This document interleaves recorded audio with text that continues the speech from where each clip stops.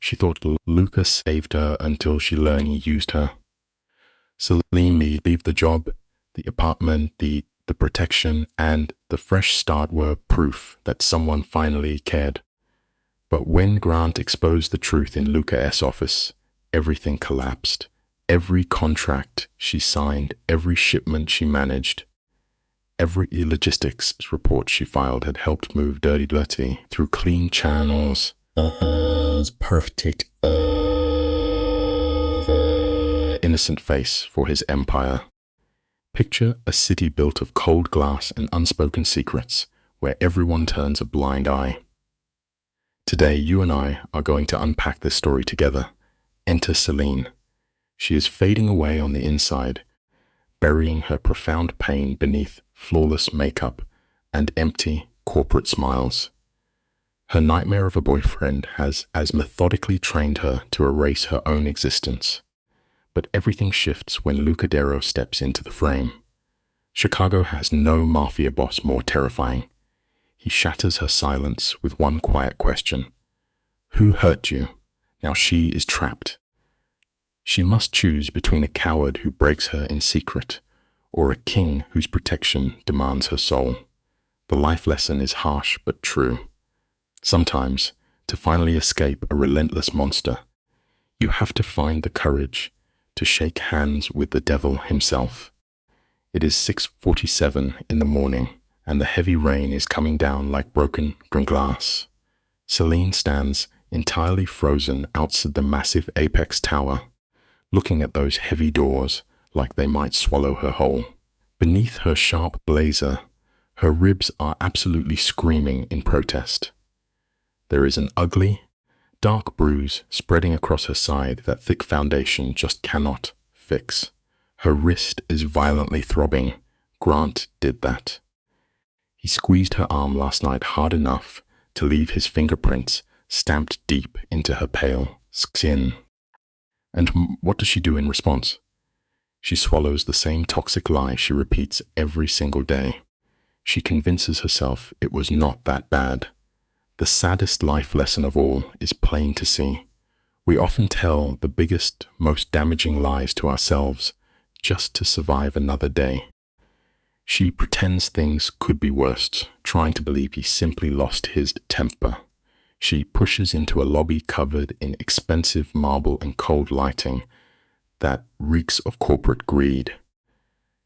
Taking the elevator to the 23rd floor, she steps into a grey room where endless spreadsheets quietly drain the spirit out of everyone. Celine heads to her desk by the window. She leans against the cold glass, silently watching strangers on the street below, living painfully normal lives. These are lives that never require hiding fresh bruises or memorizing desperate apologies just to unlock a front door. A profound life lesson emerges here. Everyday peace is a true luxury that some people only ever get to watch from afar. Her screen flashes to life, and a flood of emails instantly buries her under the weight of the morning. She skips the junk and clicks the high-priority folder. The name waiting on her screen is Luca Darrow. Just reading those letters feels heavy. Everyone in the building knows exactly who he is. He is a force of nature in his mid-30s, a man who learned early that real power means keeping quiet while your mere presence does the threatening. He owns half the luxury skyline in Chicago, operating deep in an underworld most pretend does not exist. Private security and dark logistics. Rumor has it he owns the city council. Celine had only seen him 3 times. The first time, he stalked across her floor, flanked by 2 men moving exactly like trained hitmen. The life lesson here is undeniably simple. True danger never actually has to raise its voice to make an entire room freeze in absolute terror. The second time, he was by the elevators, speaking softly on a phone.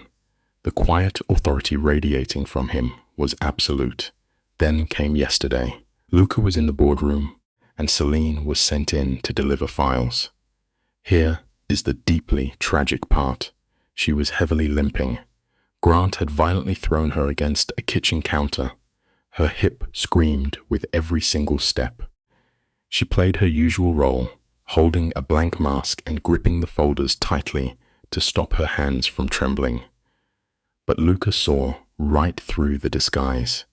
He did not look at her the way other men do. He watched her intensely, with dark, calculating eyes. He studied her the way a hawk analyzes a wounded animal. The life lesson is undeniable. You can never truly hide your silent pain from someone who already lives comfortably in the shadows. As the meeting ended, Luca held the heavy door. His voice cut the stagnant air in a razor-sharp whisper, quietly noting she was favoring her left side. Celine instantly turned to ice. Panic flared deep in her chest.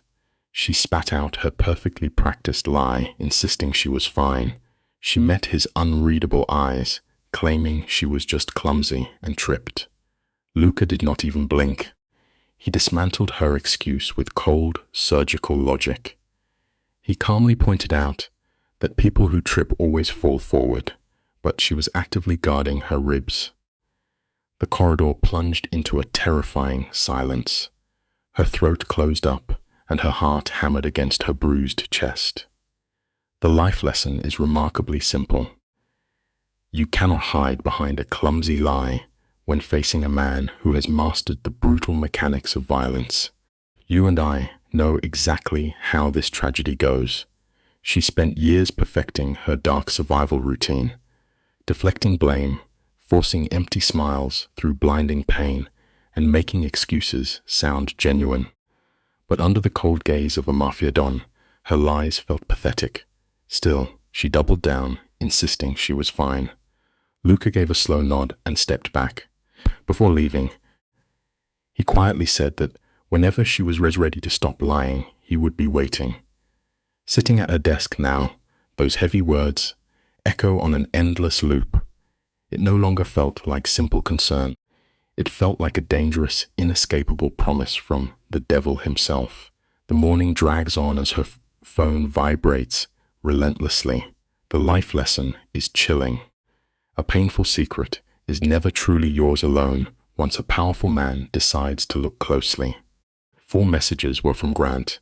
They were unhinged texts from a violently insecure man, making dark threats about tonight. She hits delete. Swiping his anger away is a tiny, desperate act of rebellion against a massive brick wall. At 10:30, her manager Linda marches over with a fake smile that always means disaster. Linda casually drops a heavy bomb. She orders Celine to conference room B by 11. The terrifying reason? Luca Darrow personally requested her for a private briefing. Celine feels the floor drop out from under her. Out of hundreds of invisible employees, the most dangerous man in Chicago specifically asked for her. The life lesson here is terrifying. You can try to stay invisible in the shadows, but destiny has a brutal way of dragging you into the spotlight. Linda tells her not to overthink it, quickly leaving before Celine can even speak. The wait is suffocating torture, exactly like bracing for a life sentence. Celine escapes to the bathroom, frantically fixing her makeup and smoothing her blazer with trembling hands. She stares deeply into the mirror, ensuring the hollow corporate girl is all that remains visible. Every ugly bruise is deeply buried. At exactly 11, she pushes open the door to conference room B. There he is. Luca Darrow sits perfectly still at the head of the table. He holds a heavy metal pen like a literal weapon. His charcoal suit is tailored so flawlessly it looks like modern armor for a king of the underworld. The life lesson is undeniable. True power never needs to raise its voice. It simply crushes the air out of the room. 2 massive guards stand by the windows like stone statues, but Luca's piercing focus is locked entirely on Celine.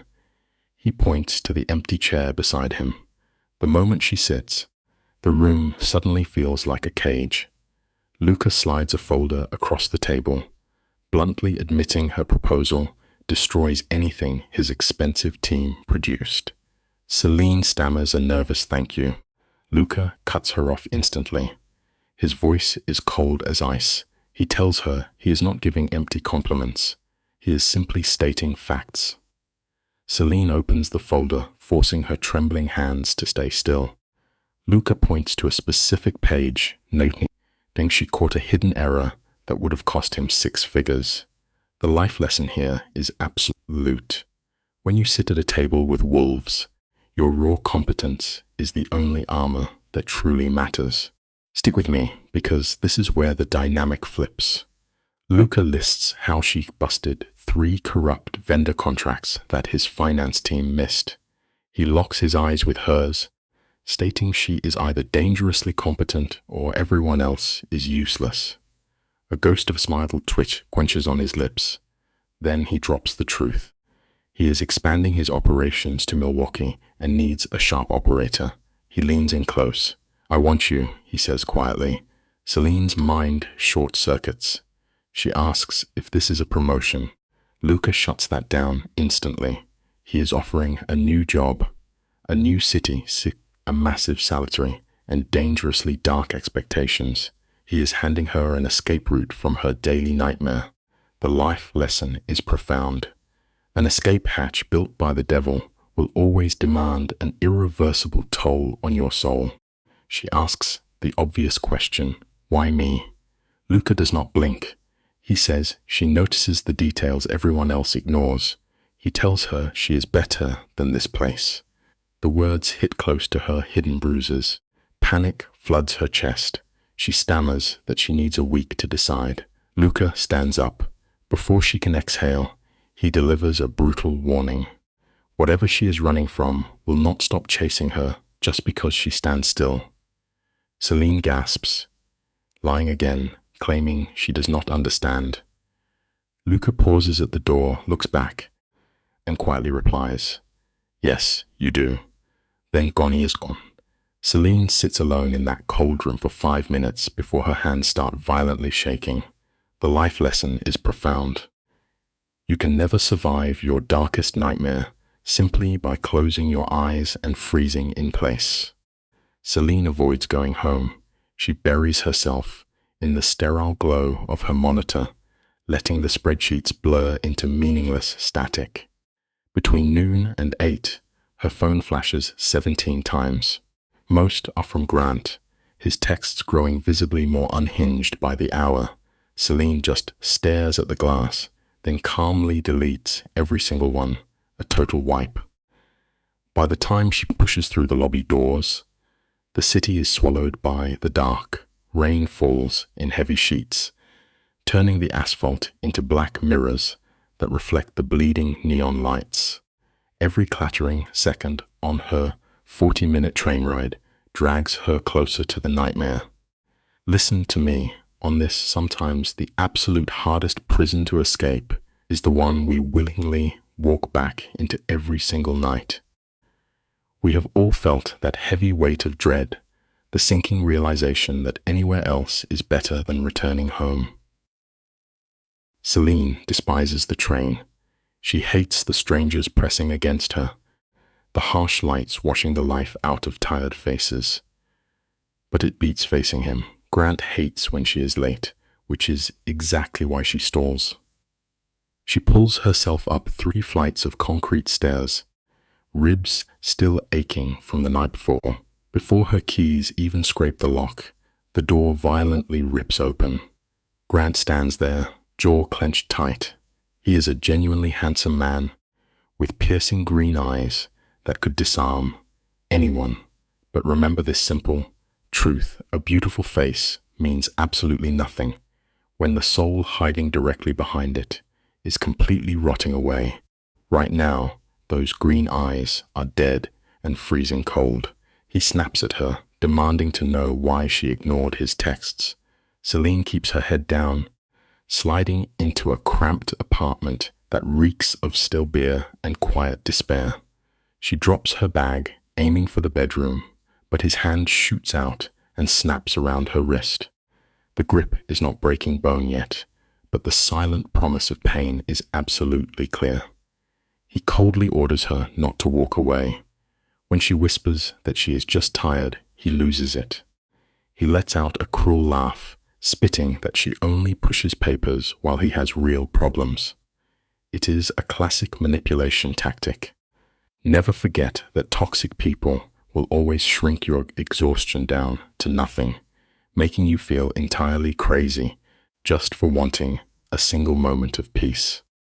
The interrogation begins, a brutal display of control. He leans in close, demanding to know exactly who she was with. Celine tells the plain truth, explaining she was working late with her boss. His thumb digs deliberately into the dark, ugly bruise on her wrist, a painful souvenir from his anger the night before. He coldly calls her a liar. The walls of that suffocating room feel like they are closing in, pressing the air out of her lungs. She begs him to let go. He stares her down for an agonizing second, then drops her arm in disgust. She retreats to the bedroom, shutting the door but leaving it unlocked. Locking it only invites the monster to break it down. Take this to heart: tiptoeing constantly around someone else's explosive rage will never, ever be true love. Her phone vibrates on the mattress. She braces herself, expecting a cruel text from the man sitting one room away. Instead, a message glows from an unknown number. The words make her breath catch. If you need to leave, my security team can assist. No questions, no obligations, just safety. Signed with a single letter L. The weight of that offer is staggering. Celine stares at the screen until her vision blurs, then deletes it. She lies to herself, pretending she does not need saving. The next few days blur into a routine of survival. By Wednesday, Grant pulls his sickening pivot. He brings home cheap flowers, kisses her bruised forehead, and blames his violent temper on work. See the trap for what it is sometimes.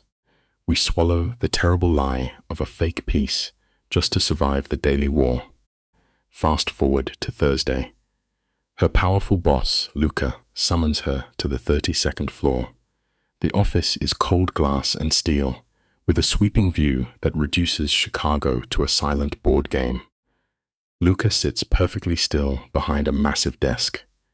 Skipping polite greetings, he bluntly states he knows she is afraid to accept his help. Celine freezes by the door, throwing up defensive walls, insisting she is not scared. Luca leans back, his dark eyes reading her completely. He tells her everyone is afraid, but the real question is whether you fear the unknown more than you fear rotting in your own personal hell. Think about that, because it is a harsh truth we all must face. Celine chokes back her tears, her voice shaking as she whispers that he knows absolutely nothing about her life. But the reality is, Luca knows absolutely everything. He walks around his desk, keeping a deliberate, respectful distance. His deep voice is calm as he lays her darkest secrets bare. He knows she is brilliant. He knows she comes to the office hiding fresh bruises. He knows she is suffocating in a nightmare. Celine balls her trembling hands into fists. She snaps that he has no right to pry into her pain. Luca does not blink. He admits he has no right at all, but he is offering a lifeline anyway. A new position, a move to Milwaukee, a clean slate. He tells her she can stay and keep pretending, but she must stop lying to herself. Learn from this moment. Sometimes the cold truth hurts infinitely more than a physical blow, but it is the only real thing that will ever set you free. Luca makes it clear this is no pity project. He is offering a real job, but the clock is ticking. The offer dies Monday. Celine storms out without a word, but Friday night arrives, and her fragile illusion completely shatters. She walks in at 7:30. The air already reeks of cheap whiskey and bad intentions. Grant is wasted. Before the door clicks shut, the screaming starts. He wildly accuses her of sleeping around. His voice hits her like a physical strike. He crosses the room in 3 violent strides, grabs her shoulders, and throws her hard against the drywall. A picture frame crashes down, glass exploding across the faded carpet. Let this sink in. You can never love someone enough to magically cure the violent sickness of their own toxic insecurities. In a fraction of a second, the nightmare turns lethal. Grant's heavy hand slides up to her throat, and he squeezes. It is not enough pressure to crush her windpipe, but it proves one terrifying point: he holds her life in his grip. His sour breath washes over her face as he screams his delusions. Celine's vision starts to swim, the room bleeding into dark spots. Then, just as suddenly, he releases her. She collapses against the drywall, dragging raw air into her burning lungs. Grant stares at his hands, playing the victim, and pathetic apologies spill out. Celine does not stay for the fake performance. She grabs a bag and bolts out the door. Understand this clearly. An apology served right after physical violence is never real regret. It is just a sick down payment on the very next attack. She makes it to the stairwell before her knees buckle. Celine collapses on the cold steps, shaking uncontrollably as she stares at her phone. Luca's unknown number is still there. Her trembling thumb hovers. Pride screams that she can handle this solo, that she should never owe a powerful man a favor. But survival overrules the fear. She presses dial.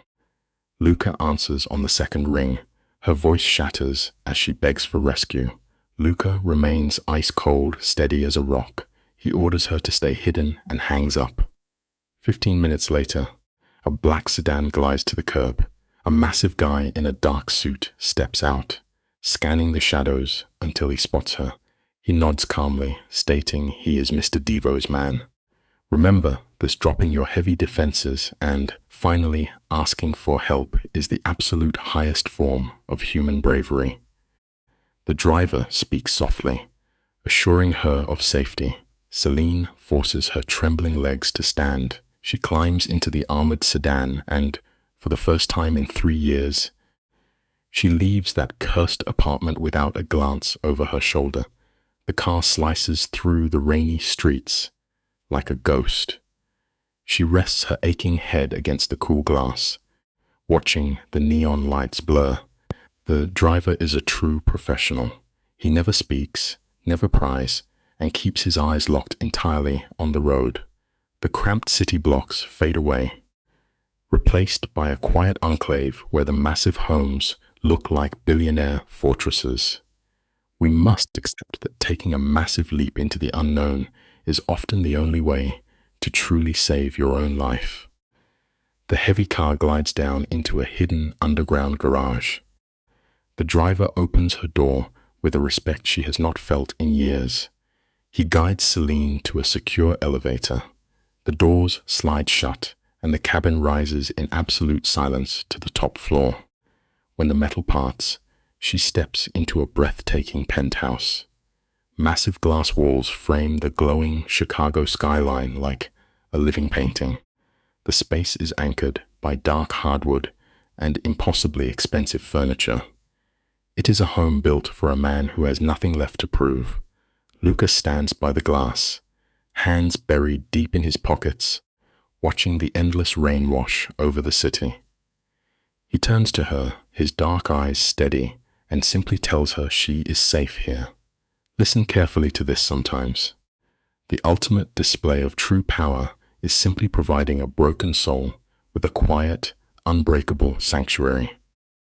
You and I have seen what happens when a human spirit reaches its absolute breaking point. Picture Luca standing there, gesturing down a shadowed hallway. He offered Celine the sanctuary of a room, fresh clothes, and warm food. It was everything a shattered soul needs, just to breathe. She stood trembling, stammering that she couldn't accept such grace from a stranger. Luca didn't flinch. His eyes, heavy with his own dark history, locked onto hers. He told her that no one should ever have to survive the way she had been. When someone is drowning, you throw them a lifeline without asking for a favor in return. She choked on her tears, the sheer weight of his mercy breaking her walls down completely. We have to remember that true kindness never comes with an invoice attached. The right people will help you simply because they can. Celine drifted into that massive room and instinctively turned the heavy lock. It was a pure survival reflex forged by years of terror. She collapsed onto the mattress, and for the first time, the dam shattered.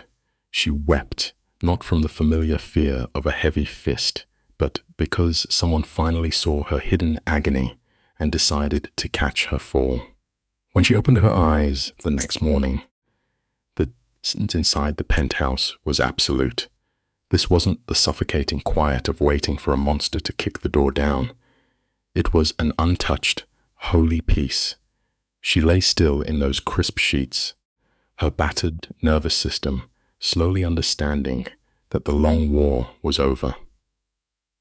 The hardest, yet most beautiful lesson we ever learn in life is that we actually deserve to be completely safe. Imagine the cold perfection of that room.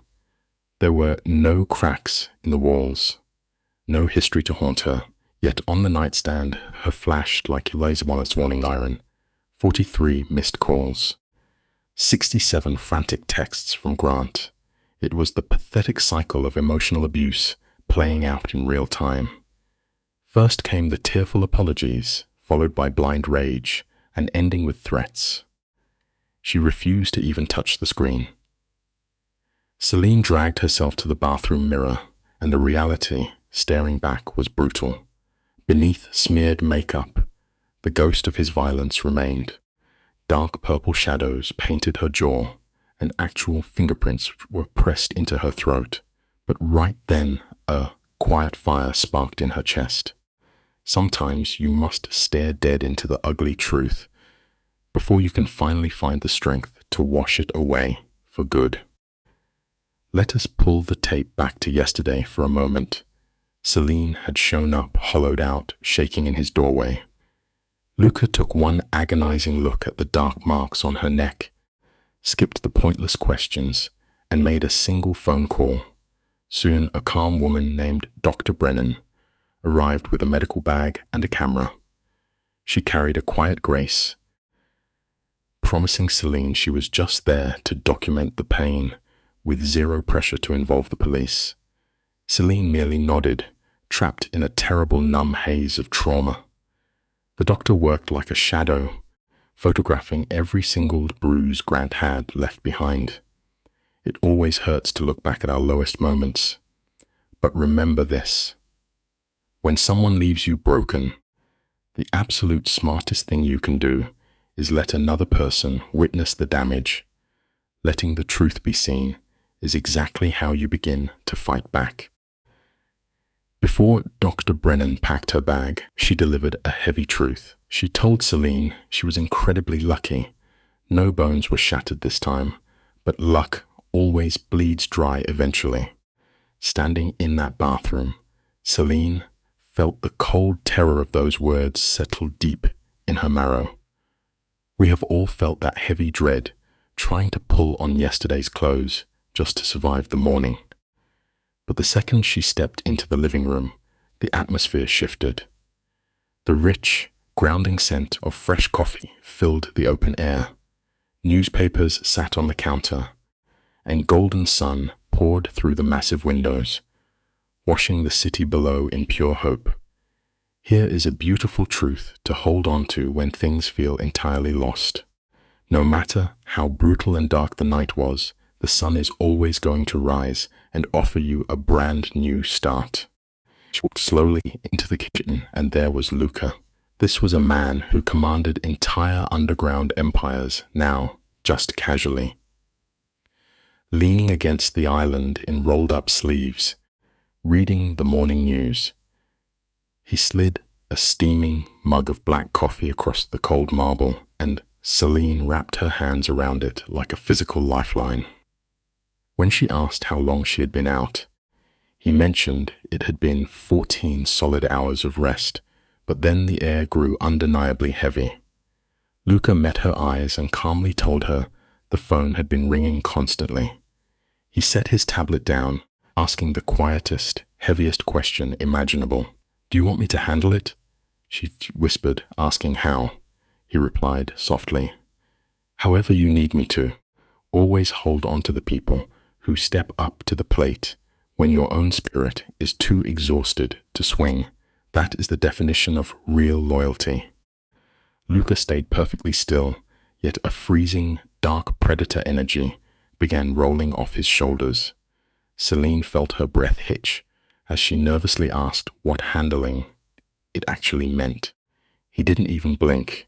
He told her he could make Grant stop calling, stop hurting her, and stop existing in her world altogether. The terrifying weight of that promise hung heavily in the room.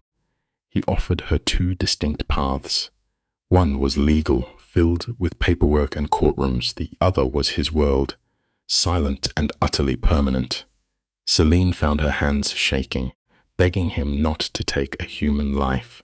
Luca just watched her, his voice dropping to a low hum.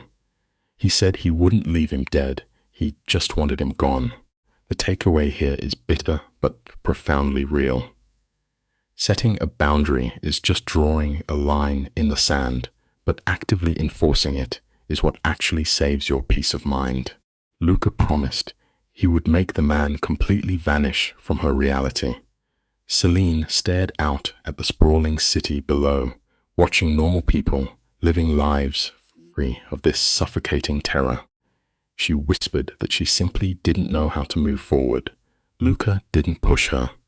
Instead, he stepped up to the glass beside her and delivered a harsh, freezing truth. He explained that men like Grant never back down just because you ask politely, or because a judge signs a piece of paper. They only stop when they have absolutely no other choice left. You and I need to look at this together and be honest. You can't ever negotiate with someone who actively feeds on your deep pain. Sometimes, the only real survival tactic is to permanently rip away their access to your soul and confidently burn that bridge directly to the ground.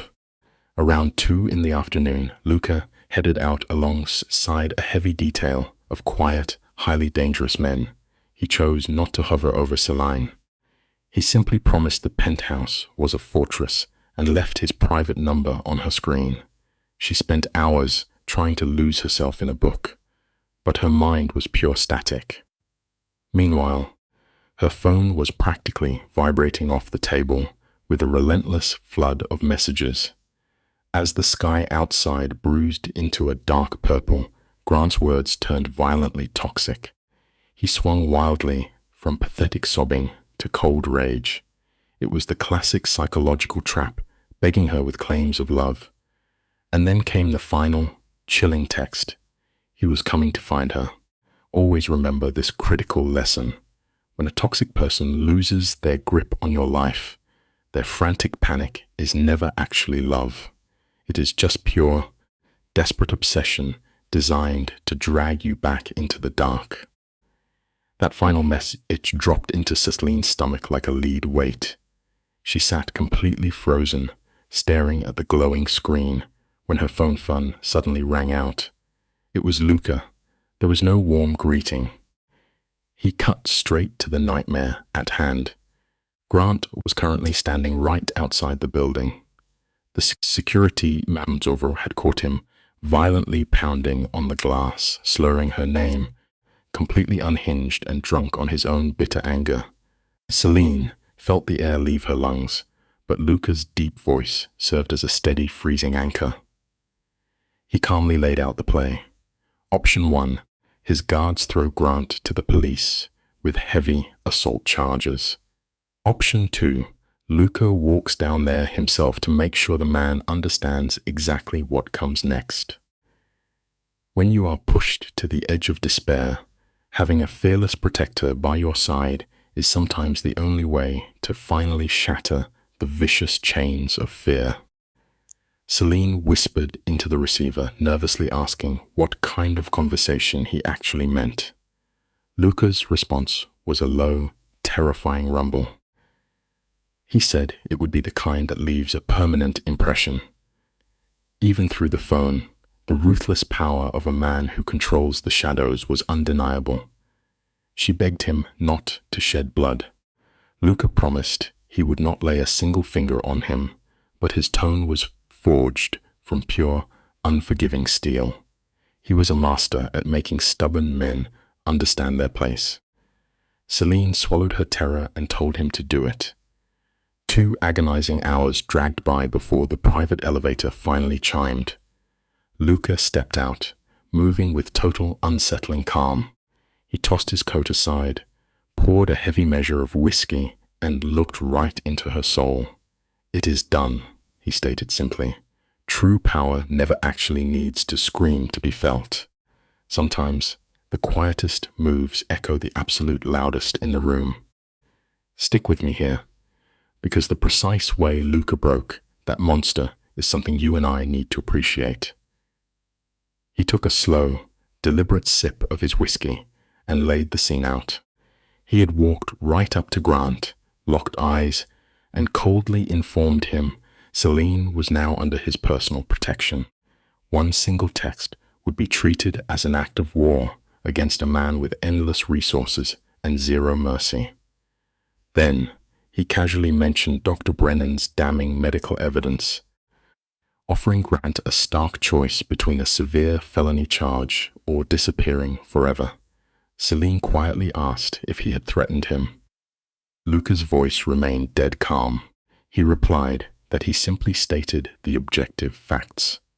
Bullies only ever feed on your anxiety. When you finally stand tall and deliver the cold truth without a single flinch, the cowards who lived off your fear will always crumble into dust. The midnight air hangs heavy with the kind of tension where absolute truths are spoken. Luca locks his gaze onto Celine, calmly admitting he dismantled the pathetic architecture of Grant's life. The dead-end job, the cheap liquor, the debts. He offered Grant one exit. Vanish, or be erased. Celine begins to unravel, accusing him of playing God. Luca's expression remains carved from stone. "I can." "And I did," he replies, his voice a low rumble. When she protests that this was never his war, he cuts through her panic. "You asked for help, and this is what it looks like. Let this be a lesson we all take to heart. We have to stop feeling guilty when someone finally steps up to defend us. Sometimes you just need to let another person hold the shield while your battered heart heals." Celine throws up her defenses, pacing the room like a cornered animal. She flatly refuses to owe him a favor, convinced this is just a dark game of control. She accuses him of using violence to gain leverage, making her dependent on his shadow. That is the moment the icy fortress around Luca shatters. The untouchable boss routine drops. "Because I actually care," he snaps, his voice bleeding with unpolished honesty. Celine freezes in shock. Luca steps close, dropping to a heavy whisper. He watched her drag herself to work every day, smiling bravely while that monster broke her spirit into jagged pieces. It is an exhausting performance to hide the pain. This reveals a tragic truth about survival. The heavy walls we build to keep the monsters out are often the very same walls that starve us of the connection we desperately need. The emotional weight in the room is suffocating. Luca confesses that seeing those dark bruises on her throat tore him apart. He threatened Grant and would gladly commit the same sin 100 times over, not to own her, but because she deserves a life free from terror. Celine pushes his kindness away, crying out that he does not even know her, but Luca looks straight through her rusted armor. He tells her she is simply terrified, believing that accepting protection makes her weak. She has been trapped in survival mode for so long, she forgot how to breathe. The dam finally breaks.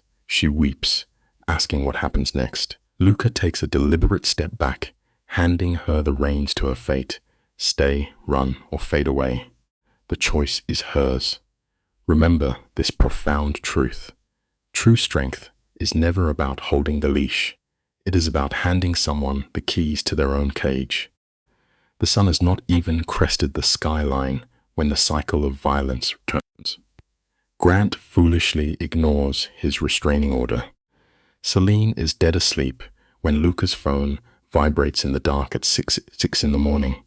Her torch will in the kitchen, and 30 seconds is all it takes. He fires off 3 rapid orders, moving pieces on a dangerous chessboard only he sees. By the time Celine wakes, the fire is already extinguished. She finds Luca drinking black coffee, studying security footage. There is Grant, screaming at the cameras at 5:47. Luca looks up. His eyes are dead, flat calm. He followed your car Friday night, he tells her. Let you and I examine this harsh reality together. Toxic individuals view mercy as weakness. When you blatantly disrespect a hard boundary, you are begging the universe to send you a devastating storm. Panic spikes through Celine's chest as she demands to know where her abuser is. Luca remains unnervingly calm, a man entirely in his element. He tells her the man is rotting in a holding cell until his Monday morning arraignment. After that, it is a dangerous roll of the dice. A judge might grant bail, or Luca's lawyers might bury him. Then Luca delivers the killing blow to her illusion of safety. None of it matters, because Grant now knows where the safe house is. The sanctuary is breached. Celine feels the floor drop away, terrified, asking what they do now. Luca does not miss a beat. She is leaving Chicago for the Milwaukee position.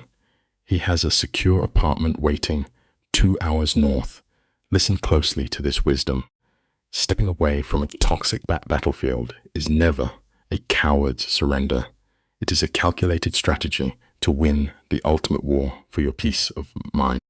Luca presents a choice that hangs in the room. Heavy as an anvil, she can leave town or stay in Chicago and let him handle Grant the hard way. Celine asks what that actually means. Instantly, the temperature plummets. Luca's expression hollows out into a dark, bottomless void. A quiet, terrifying violence radiates from his posture. He asks if she truly wants the gruesome details. She takes a breath, peers into that abyss, and wisely whispers no. By noon, she is sealed inside an expensive black sedan, speeding north on Interstate 94. It happened with dizzying speed. Luca's network swept through her penthouse like phantoms, packing her life away. They even cleared out the miserable apartment she once shared with Grant. Here is the bitter truth we must accept. Choose your battles wisely. Some dark doors, once forced open by violence, can never be closed again. Before escaping, Celine literally signed away her old life. She was handed stacks of legal documents, golden handcuffs cleverly disguised as a fresh start. There were massive relocation funds, ironclad silence clauses, and a huge salary. Now, in the back of this dark luxury car, the silence is deafening. Her driver is the same muscle from Friday, asking nothing, just driving her into the unknown. Celine watches the Chicago skyline vanish in the rearview mirror, hoping it takes her nightmares with it. Her phone vibrates. A text from an unknown number states her keys are with security and the apartment is in the 3rd ward. She stares at the glowing letters until her vision blurs, then finally powers the device down. Let me tell you something vital about starting over. Stepping into true growth is utterly terrifying, but choosing to stay in the dark is always deadly. The new sanctuary in Milwaukee is breathtaking. It is an 8th-floor penthouse inside an old warehouse with massive windows looking over the dark river. The space features exposed brick, high ceilings, and perfect furniture, It is flawless, yet completely hollow. Celine stands frozen in the center of the room, feeling only the phantom grip of her traumatic past. She makes the mistake of turning her phone on. It rings instantly.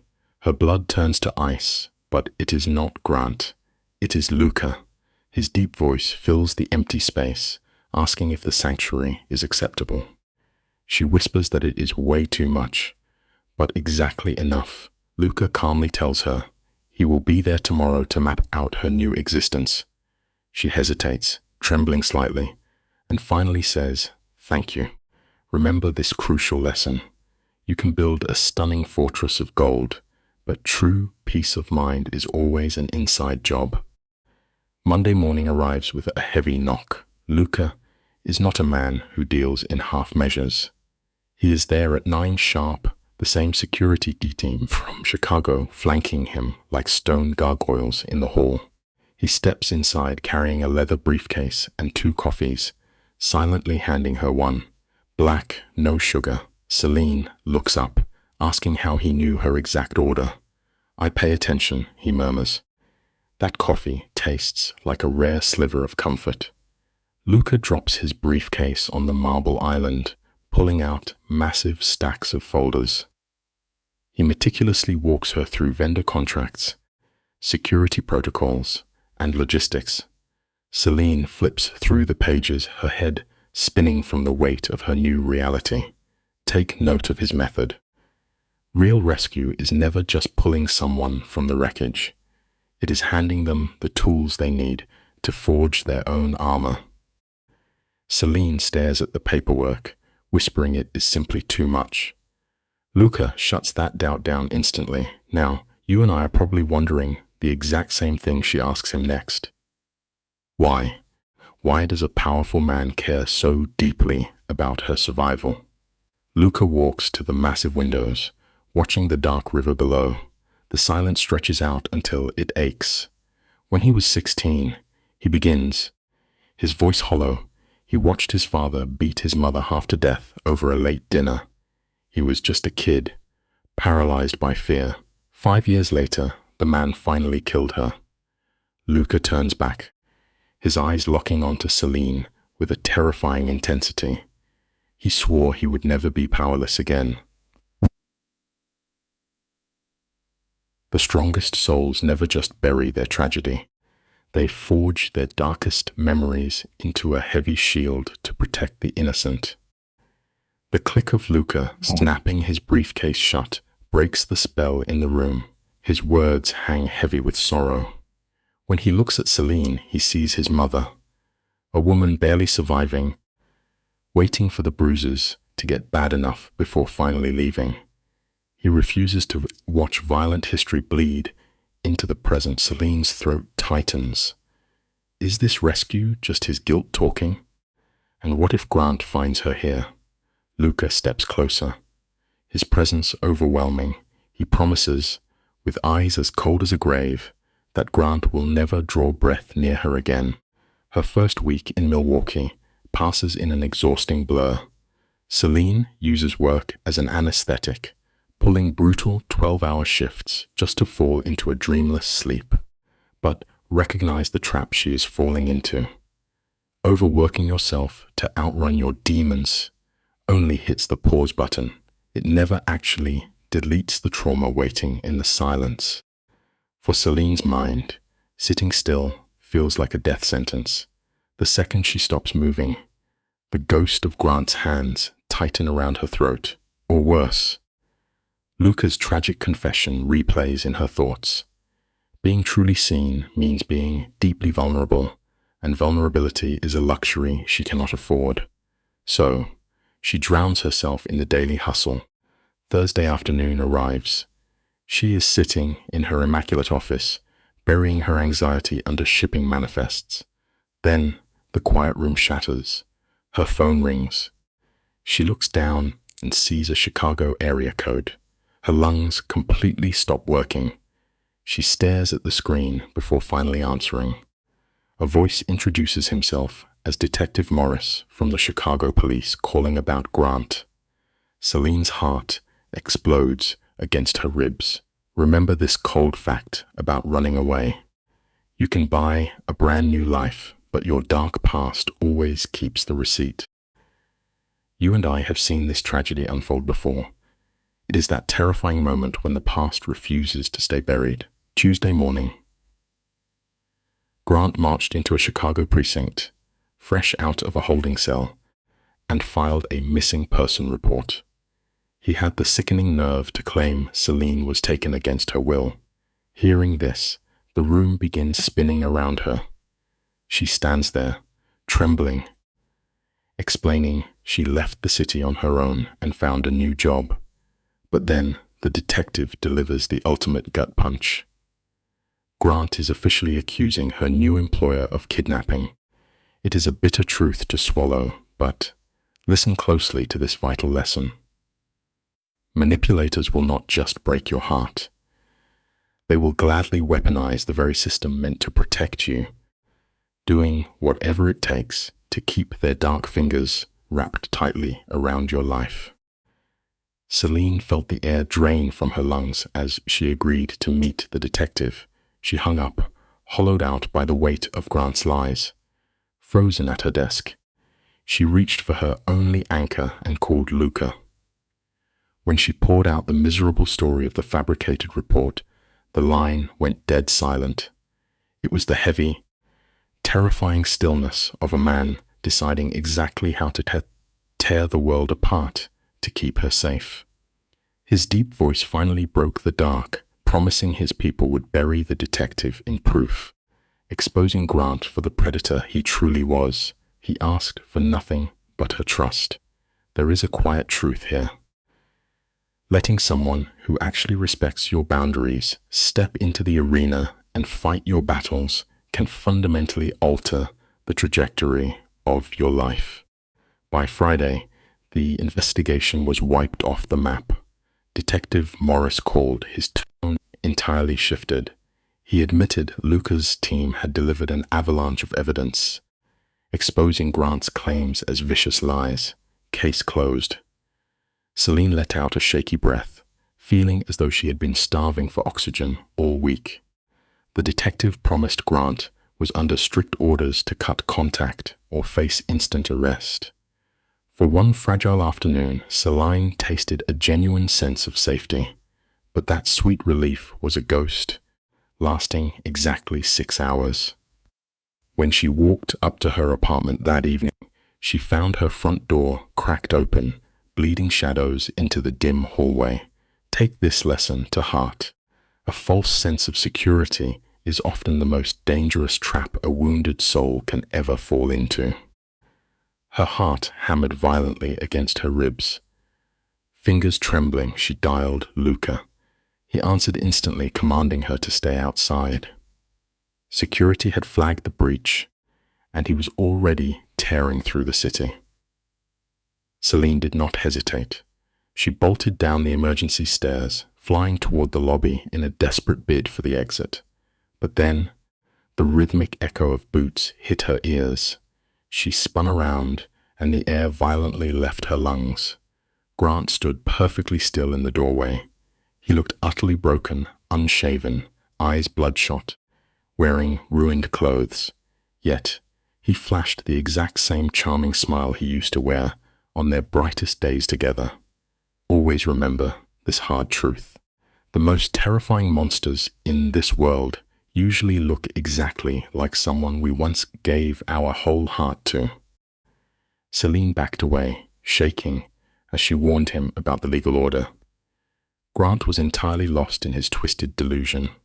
He stepped closer, swearing his undying love. When Celine stood her ground, his illusion shattered. His eyes went dark, and he lunged for her. She screamed. Before his hands could reach her, the lobby doors exploded open. You and I know exactly who was on the other side. Luca strode into the room like a dark, inevitable storm. Grant froze. Luca softly commanded him to step back. When Grant foolishly tried to stand his ground, Luca grabbed his collar, slamming him into the wall with brutal, bone-rattling force. Take this lesson with you. A true protector never offers empty comfort. They step into the fire and become the physical wall between you and the danger. Grant tracked her across state lines, ignoring every boundary, but he never factored Luca into his twisted equation. Luca's voice was lethal ice. "You are done."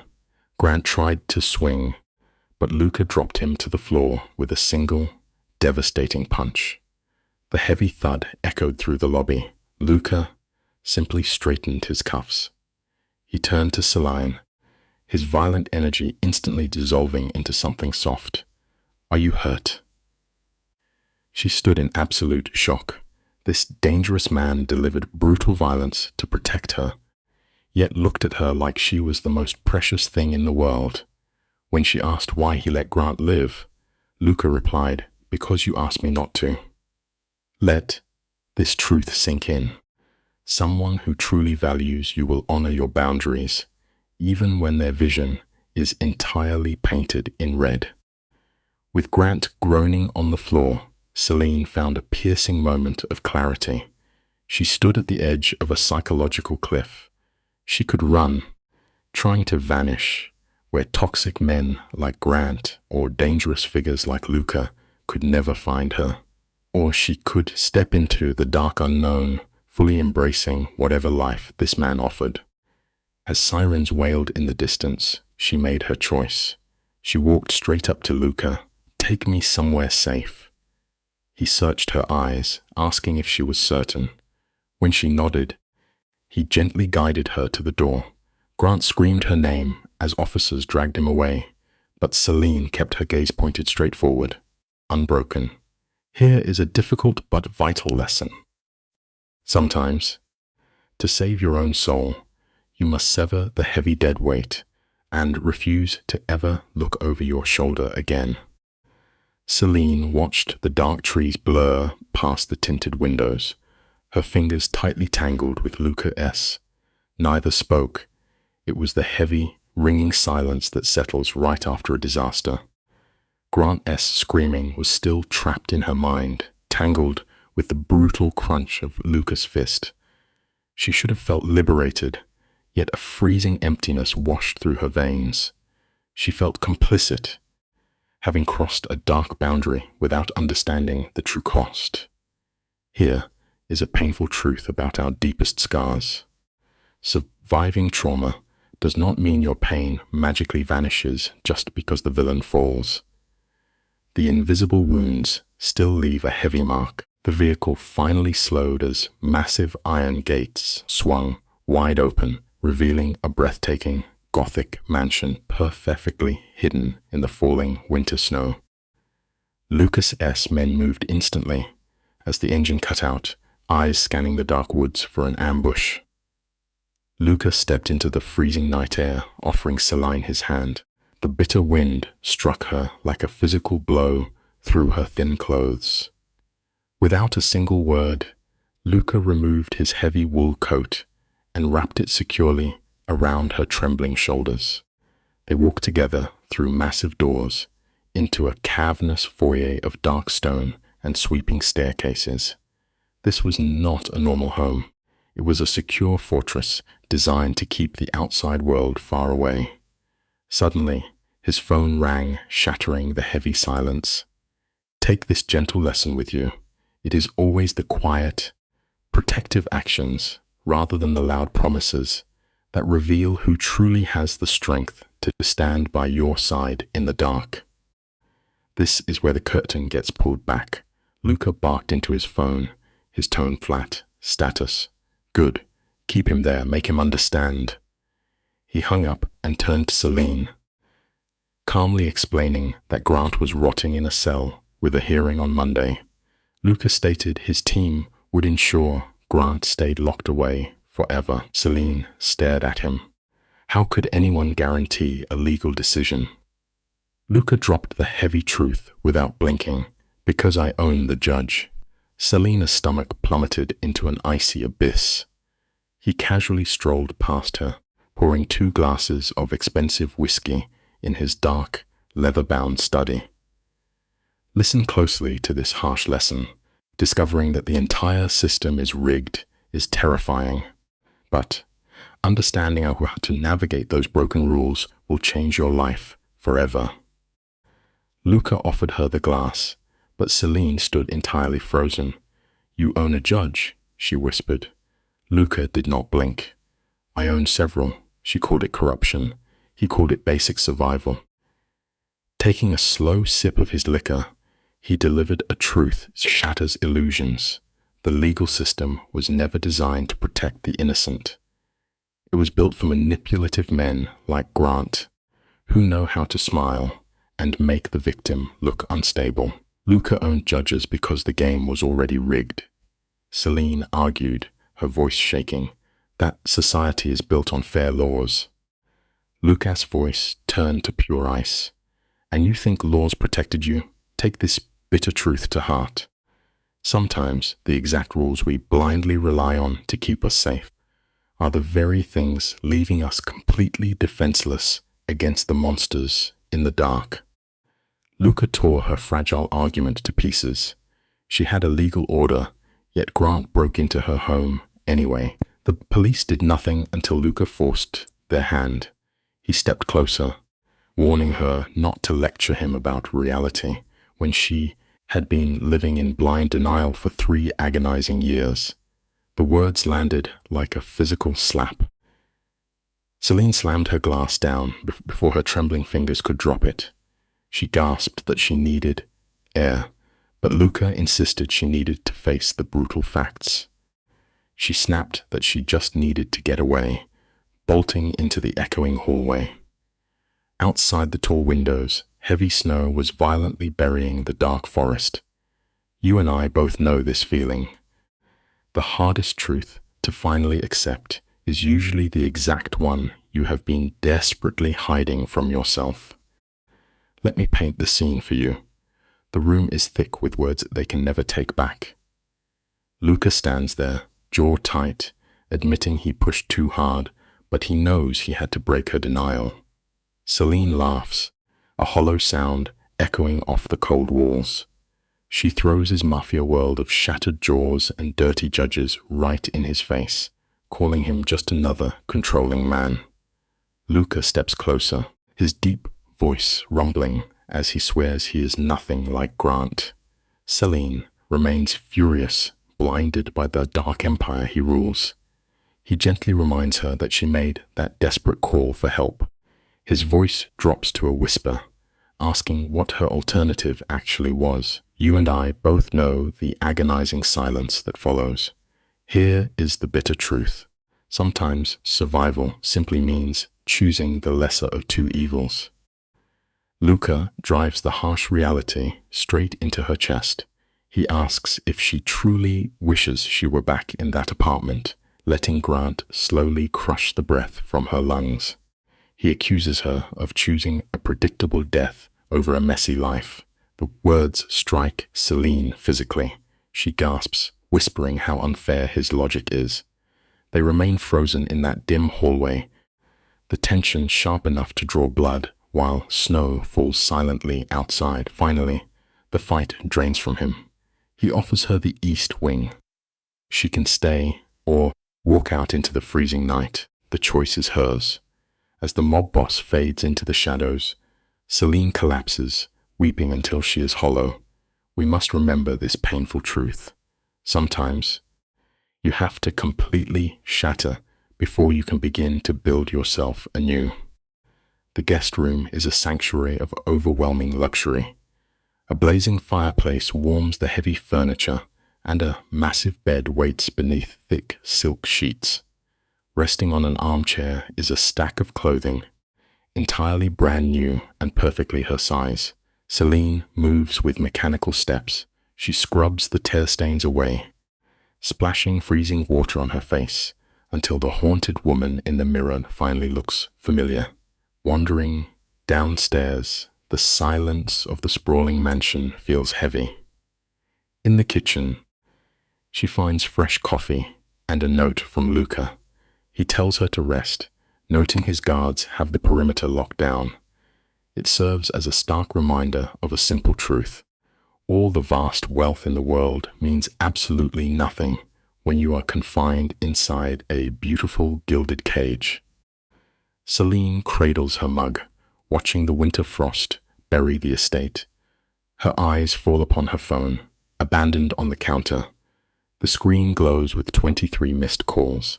She presses play, and the slurred voice of Grant fills the room. He is desperate, spinning the same toxic apologies she has heard 1,000 times. He frantically warns her about Luca, claiming the mafia boss is manipulating her every move. Celine does not hesitate. She presses delete, erasing his pathetic pleas. The next message is a hungry journalist fishing for a story.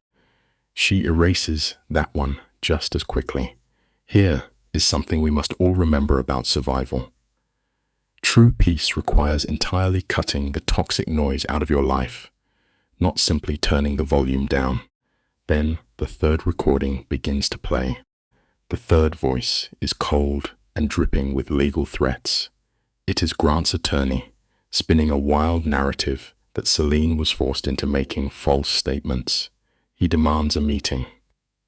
Without blinking, she deletes the message. Setting the phone down, she realizes her hands are steady. The sheer terror has burned out, leaving behind a heavy, protective numbness. She wanders the grand estate like a lost spirit, drifting through a towering mahogany library and quiet hallways. It feels incredibly hollow. This is not a home.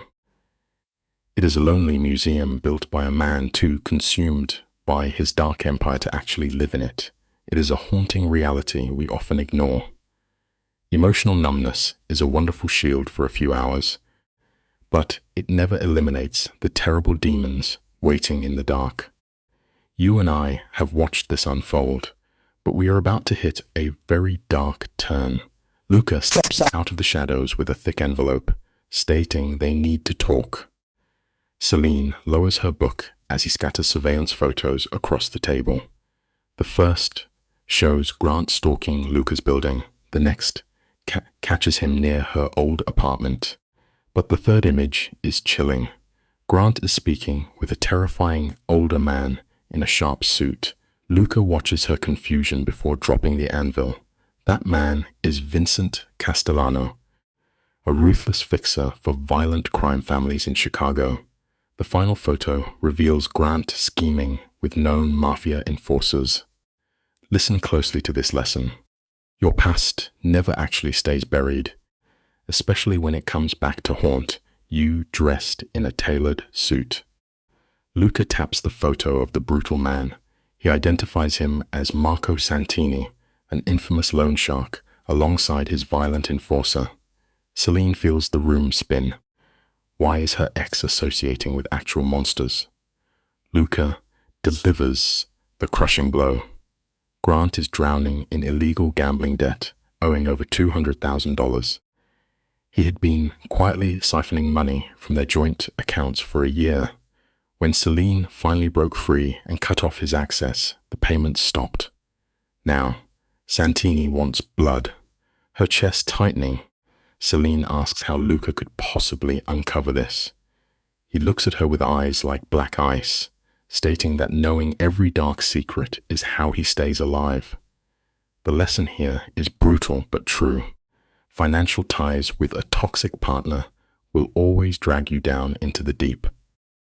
The nightmare deepens as Luca pushes a thick dossier across the table. Celine opens it, and her breath catches. Pages of notes track her exact routine. Santini's enforcers have been hunting her. They have her schedule, address, and net worth. To the mob, she is nothing but bait to force Grant's hand. Celine paces the room, demanding to know why Luca hid this terrifying reality. He answers with a harsh softness, explaining she was too fragile to handle the truth yesterday. Running from the darkness never saves you. It simply gives your problems time to grow sharper fangs. She stares at the snow, trapped in a mafia war. Trembling, she asks what happens next. Luca vows to meet the loan shark, clear her name from their ledger, and wipe the debt clean with his money. Celine spins on her heel, Her eyes narrowed with suspicion. $200,000 is a massive fortune, and she demands to know his price. She understands the brutal rule of survival. Nobody does a favor for free, especially a criminal kingpin. Luca steps into her space, closing the distance until the air between them burns. He stares into her eyes and murmurs that his only condition is her absolute freedom. He wants her safe, never having to glance over her shoulder again. Stunned by the raw emotion, she whispers, asking why he would go to war for her. Luca softly replies that she deserves to be protected. The unspoken bond between them crackles with tension. It is a powerful reminder. Sometimes, the most dangerous people are the ones who finally show you your true worth. As her fragile walls crumble, her phone shatters the silence. The screen flashes an unknown number, and she makes the agonizing mistake of answering. Let this be a clear warning. When the darkness calls from a blocked number, never pick up. A calm voice fills her ear, explaining that he knows her exact location. He delivers the killing blow, whispering that Grant sends his regards. The loan sharks do not care about her ruined romance. They only want money. Frantically, Celine explains she left Grant months ago, but the voice cuts her off. The debt is $230,000. She has 7 days to deliver half, or they will carve the payment out of her flesh. The line goes dead. Celine stands frozen, her blood turning to ice. The nightmare has breached her safe haven. Luca rips the phone from her trembling hand. He burns the number into his memory before barking orders for a trace. He turns to Celine, his voice cracking like a whip, ordering her to pack her bags. Tears spill as she reminds him of his promise that she was safe. Luca's jaw clenches as he brutally admits he was wrong. There is deep wisdom in that painful admission. When the ground crumbles beneath your feet, swallow your pride and adapt fast. Within the hour, they are tearing down the snowy highway in an armored vehicle, surrounded by a heavy convoy. Luca grips the wheel, shouting rapid-fire Italian into his headset. Celine sits paralyzed, $230,000. All this chaos because of Grant. Trembling, she asks where they are running to in the dead of night. You and I are about to see the depth of his obsession. Luca reveals they are vanishing off the grid to a safe house in northern Michigan. It is a fortress unknown to the world, and they will not return until he buries the threat hunting her. Celine stares at his profile. This crime lord has ripped her life apart, yet he guards her like a precious soul. The pressure shatters her composure. She cries out, demanding he stop fighting her battles. True independence means carrying the weight of your own wreckage. But Luca white-knuckles the wheel and confesses his darkest secret. His voice breaks as he snarls that he genuinely cares about her. The words tear from his throat like broken glass. He despises that she is terrified. He is no longer just protecting a victim. He is going to war. Luca's low voice broke the heavy silence of the car. He rejected the thought of abandoning her over a debt she never made. Eyes locked on the dark road, he muttered that loyalty does not vanish when the shadows stretch out. Celine tried to build her walls back up, asking what if she did not want his protection. Luca offered a ghost of a smirk. Too late for that. They drove into the black spine of the woods until a forgotten cabin appeared in the headlights. Do not let the rough timber fool you. It was a hidden fortress, humming with generator power, satellite lines, and a roaring fire. His underworld reach was terrifying. It is a simple truth: when someone stands between you and the absolute worst of the snowstorm, you hold onto them tightly. Inside those thick timber walls, Luca ordered her to get some rest. He stood watch by the window, a quiet guardian refusing to close his eyes until the darkness passed. Celine wanted to scream. She was mourning the simple life slipping through her fingers like dry sand. Lying alone in that cold bedroom, a deeper agony settled inside her chest. She was falling for a monster. Luca was a manipulator living entirely in the shadows, yet he was the only one shielding her from the fire. It is a quiet tragedy. The human heart is a reckless thing, pulling us toward the very danger we should run away from. 3 heavy days bled out in that cabin. Celine watched him pace, his low voice negotiating deals over a satellite phone with the worst kinds of men. Celine sat by the dying fire, pretending to read, but she heard every icy promise of violence. Luca whispered into that receiver. He was running a dark empire from the middle of nowhere. As the grey light of day 4 crept through the pines, the phone shattered the quiet. Luca listened, and the color drained out of his face. Grant had escaped. Her cowardly ex had bribed a guard and vanished 6 hours ago. You and I need to remember something crucial. Here there is nothing more terrifying than a desperate man with absolutely nothing left to lose. Celine felt her lungs tighten, asking what they were supposed to do. Luca ordered her to stay buried here while he cleaned up the mess in the city. But Celine just shook her head. She was completely done with hiding. She looked him dead in the eyes, her voice trembling but firm. She was finished letting him bleed for her battles. If this cold underworld was her reality, she had to stand up and face it. It is a harsh truth you can only hide in the shadows for so long before you must step out and confront your own demons. Luca stared down at her. For the first time, a flicker of raw respect crossed his hardened face. He warned her that once she crossed this line, the old Celine was gone forever. She did not even blink. 20 minutes later, their tires were tearing up the dirt road, speeding toward the unforgiving skyline of Milwaukee. Luca stared at his buzzing phone in silence. Grant was actively hunting her, destroying her old life just to track them down. Grant tracked her scent like a rabid hound, desperate for blood. By the time they reached Luca's glass high-rise, the building was a fortified cage. Armed guards in dark suits stood like statues in the lobby, locking the world away. Luca hurried her up to his penthouse office, where the city looked like a tragic chessboard far below. He ordered her to stay planted in that room. Then he reached into his heavy desk and pulled out cold, black steel, a loaded handgun. He showed her the safety, his voice hollow, telling her to fire if the door opened and it was not him. It is a dark truth. When the devil hands you a weapon to save your soul, you take it. Celine just stood there, completely paralyzed, her eyes locked on the gun, resting on the polished wood. She stammered out that she had never touched a weapon, but Luca cut her off.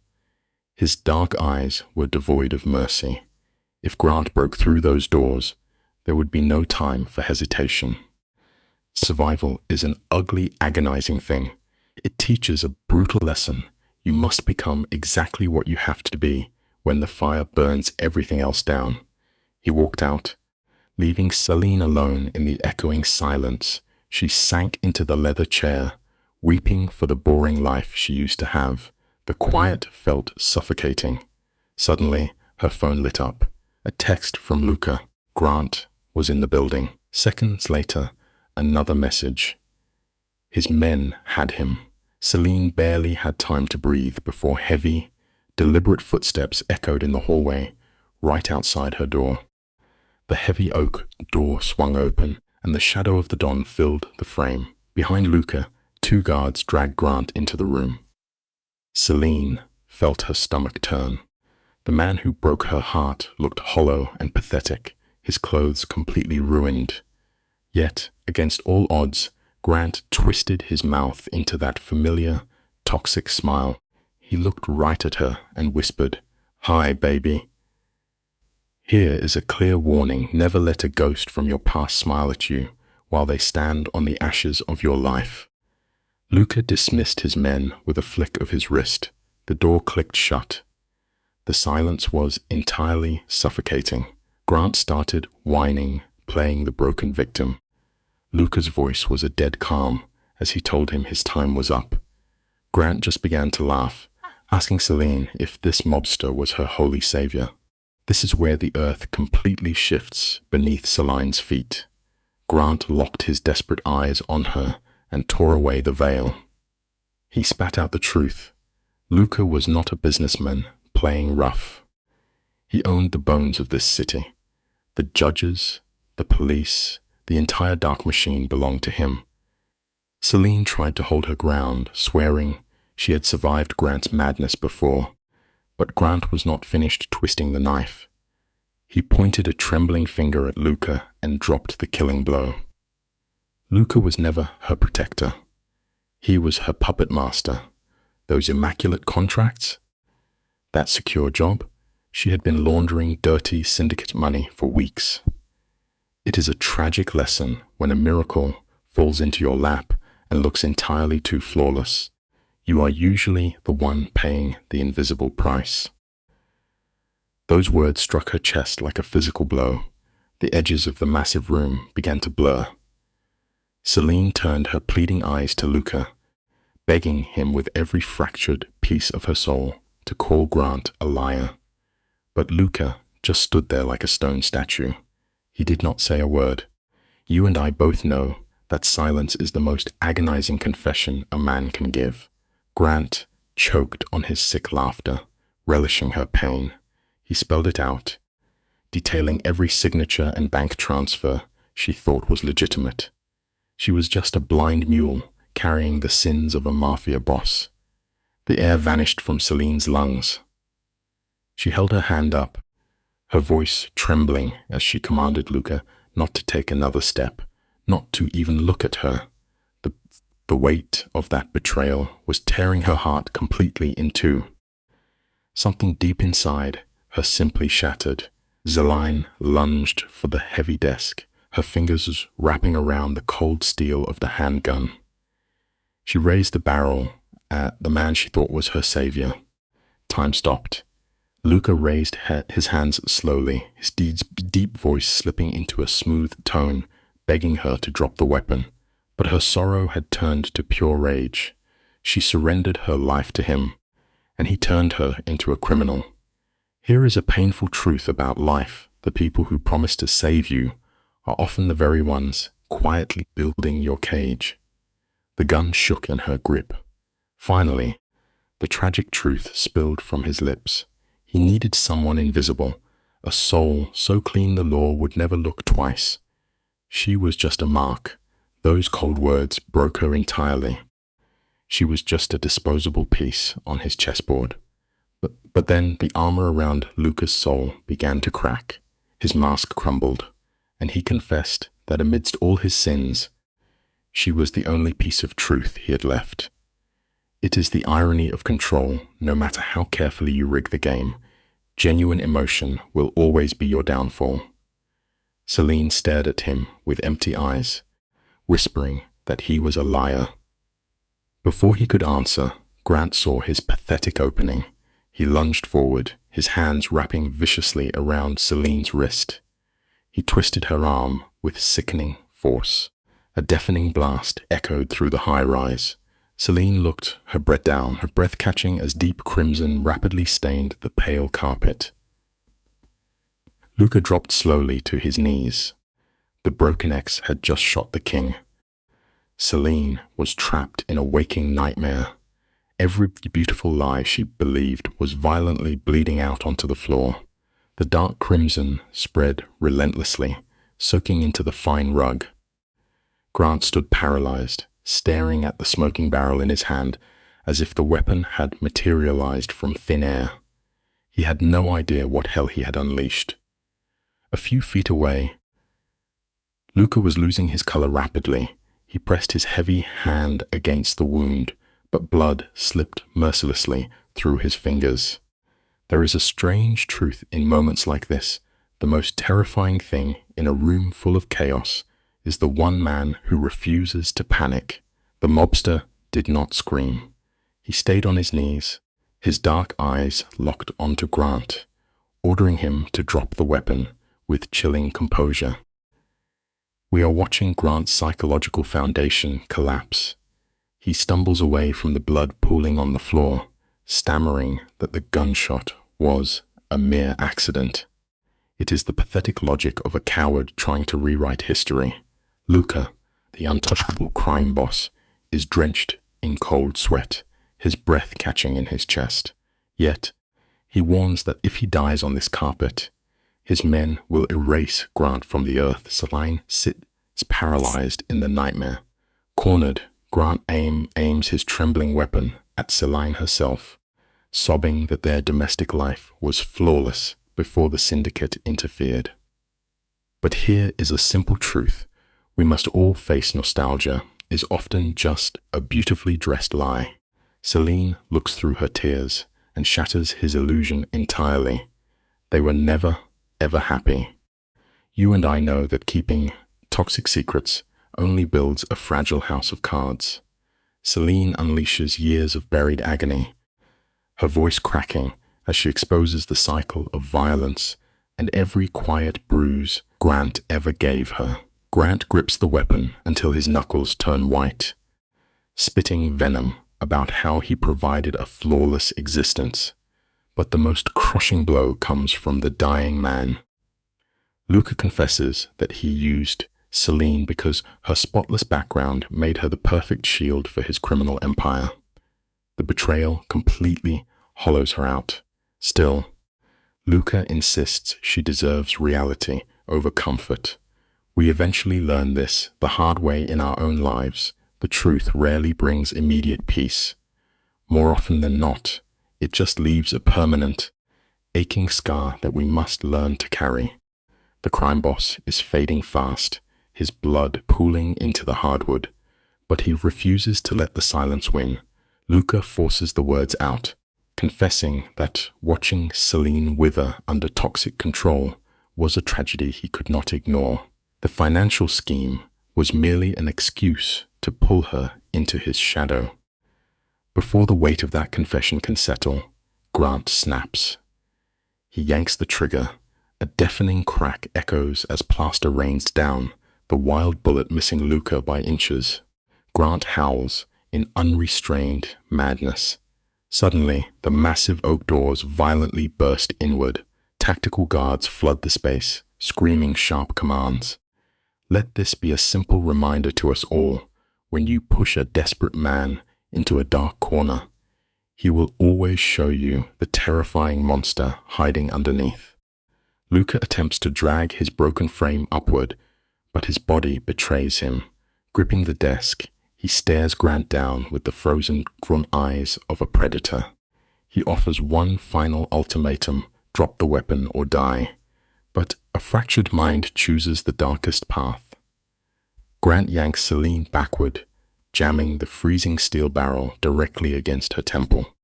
Panic floods her veins, drowning out everything except the suffocating scent of desperation. Celine looks past her abuser and meets Luca's gaze. The untouchable kingpin of the underworld has vanished. In his place sits a terrified, vulnerable man, watching his universe slip away. It is a profound lesson about the human heart sometimes. Deep love is the exact force that strips us of our heavy armor and leaves us entirely powerless. The room grows thick, heavy, with the metallic scent of blood and impending grief. Luca issues a final order to let Celine walk away, but Grant is beyond reason, pressing the muzzle harder into her skin. He barks out a delusional fantasy, demanding the guards retreat, an escape vehicle, and a fortune. Luca dissects this with ruthless logic, promising him calmly that he will be dead before the elevator doors open. Grant howls like a wounded animal, swearing to drag them to the grave. Then, defying all expectation, Luca quietly commands his men to lower their rifles. Grant erupts into maniacal laughter, fully believing he holds the ultimate power. But here is a vital life lesson for us all. Arrogance always makes a man blind to the fatal trap closing right beneath his own feet. Stick with me here, because survival is terrifying. Celine keeps her eyes locked on Luca during the standoff. Then, a microscopic shift happens. Luca's eyes dart to her right arm for a fraction of a second. It is a silent language, and she understands instantly. Twisting her body, Celine drives a brutal elbow straight into Grant's ribs. The breath escapes her abuser in a ragged gasp. His weapon wavers, and she dives for the floor. 3 deafening blasts rip through the heavy air. Curled tight, she waits for a burning sting, but only silence follows. She lifts her head to find Grant motionless and ruined. Against the desk, Luca is bleeding heavily, watching his fallen enemy fade away. The lesson here is profound. Sometimes the truest protection comes without making a single sound. His voice reduced to a whisper, Luca commands his men to summon the trauma team. Celine drags herself across the floor to hover over Grant. The man who cast a toxic shadow over her life is fading, gasping out a pathetic claim that he loved her. But the psychological spell is broken. She stares down and delivers a freezing truth: he never loved her. He only loved the power he held over her spirit. You and I have probably witnessed this tragic illusion. We must never confuse a captor's obsession with a lover's genuine devotion. Grant searches her empty eyes, asking if this is the end. She gives him a simple, unforgiving yes. As his chest stops moving, a profound revelation washes over her. The emotional chains are finally gone, and instead of triumph, she feels absolutely nothing at all. In the eerie quiet, the untouchable boss surrenders to gravity. Luca slides down the wallpaper, resting in a dark, expanding pool of blood. Celine scrambles to his side, her numbness replaced by blinding panic. She presses her trembling hands fiercely against his wound, terrified by the warmth of his fading life slipping through her fingers. With tears blurring her vision, she desperately orders him not to leave her alone. Even through the agonizing trauma, a faint, genuine smile touches his pale lips. He whispers that he supposes he will have to stick around. Minutes later, a private trauma team bursts through the doors like a hurricane. They shove her aside, packing the wound with clinical precision.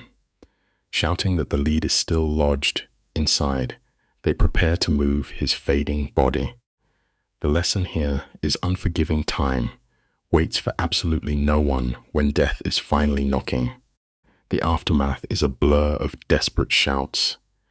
As medics strap his failing body to the stretcher, this hardened crime lord does the unthinkable.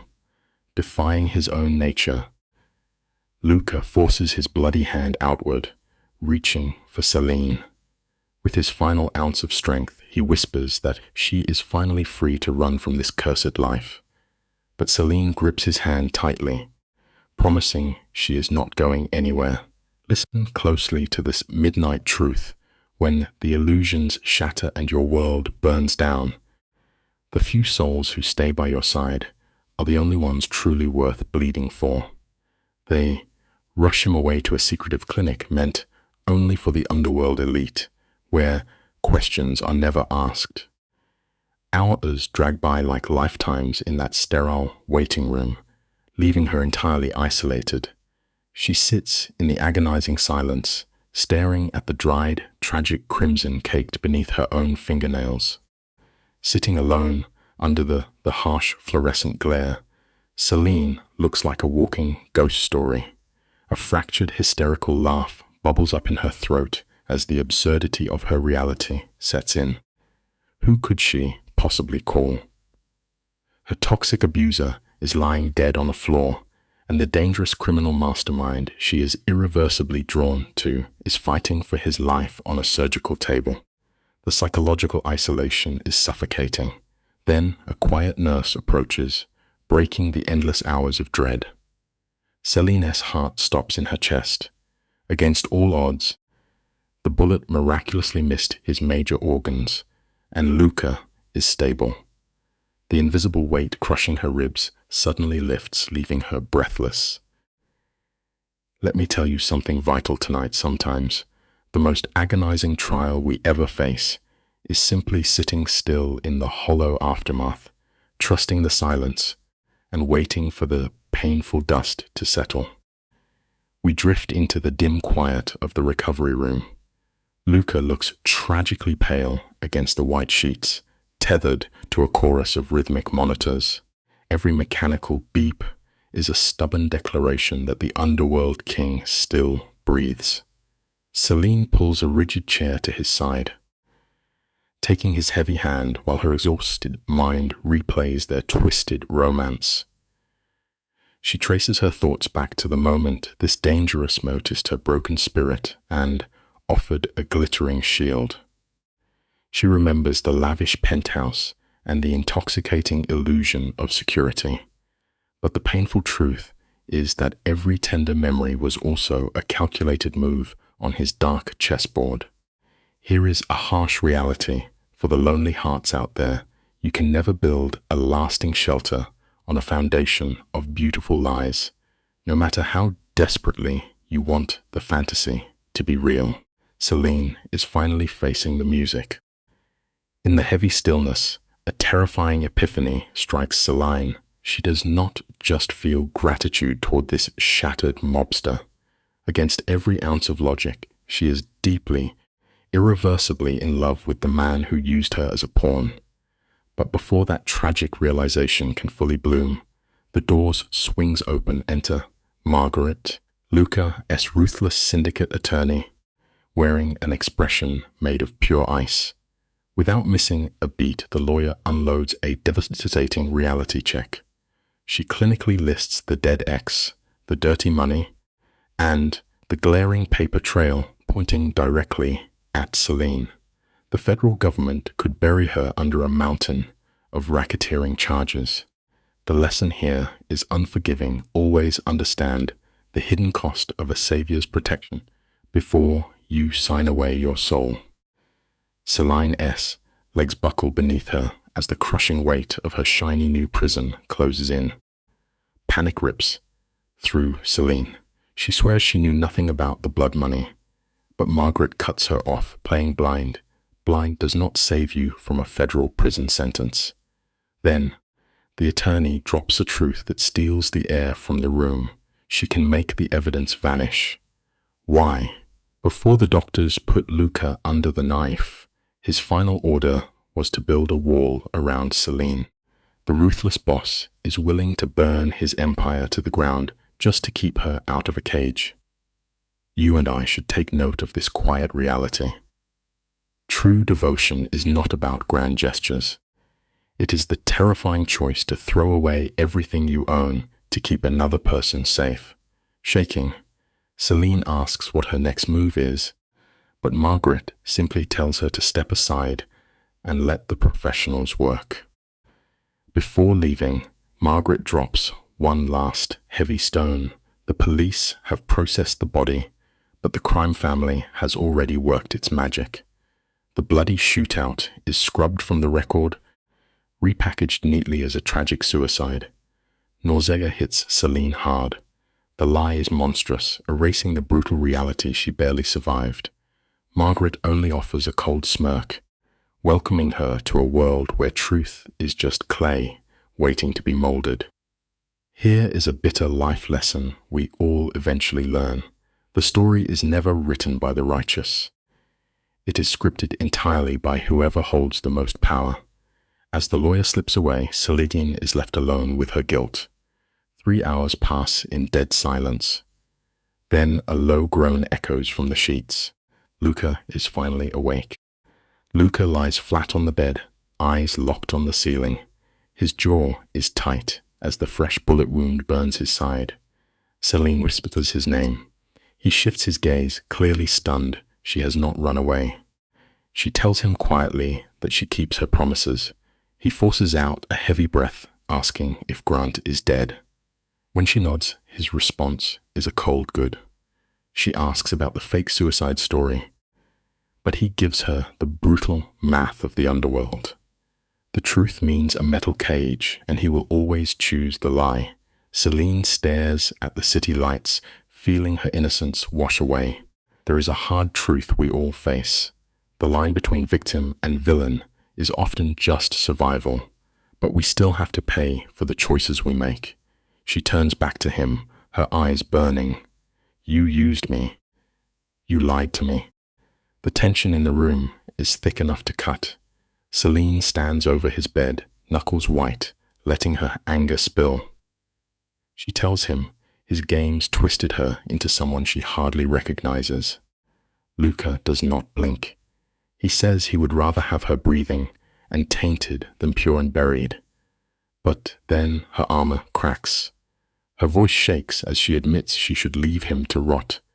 Yet she cannot walk away. Beneath the blood and power plays, he was the only soul who saw her when the world looked right through her. Then comes the raw confession. She fell in love with him. Luca, the untouchable boss, is left speechless.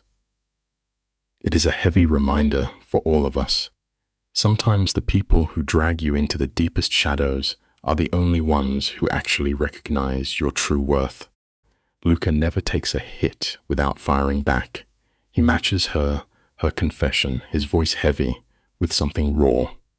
Watching her fight to survive completely broke his defenses. He tells her he would orchestrate every dirty lie all over again if it kept her breathing rather than resting 6 feet under. Pushing his luck, he tries to sit up, but the fire in his gut forces his head back to the pillow. Catching his breath, he praises her iron strength. He admires how she refuses to take anyone's garbage, especially his. He knows he is a dangerous man she should run from. But listen closely. Real love is never about being perfectly clean. It is about owning the ugliest parts of yourself and fiercely protecting the one person who makes you want to be a better human being.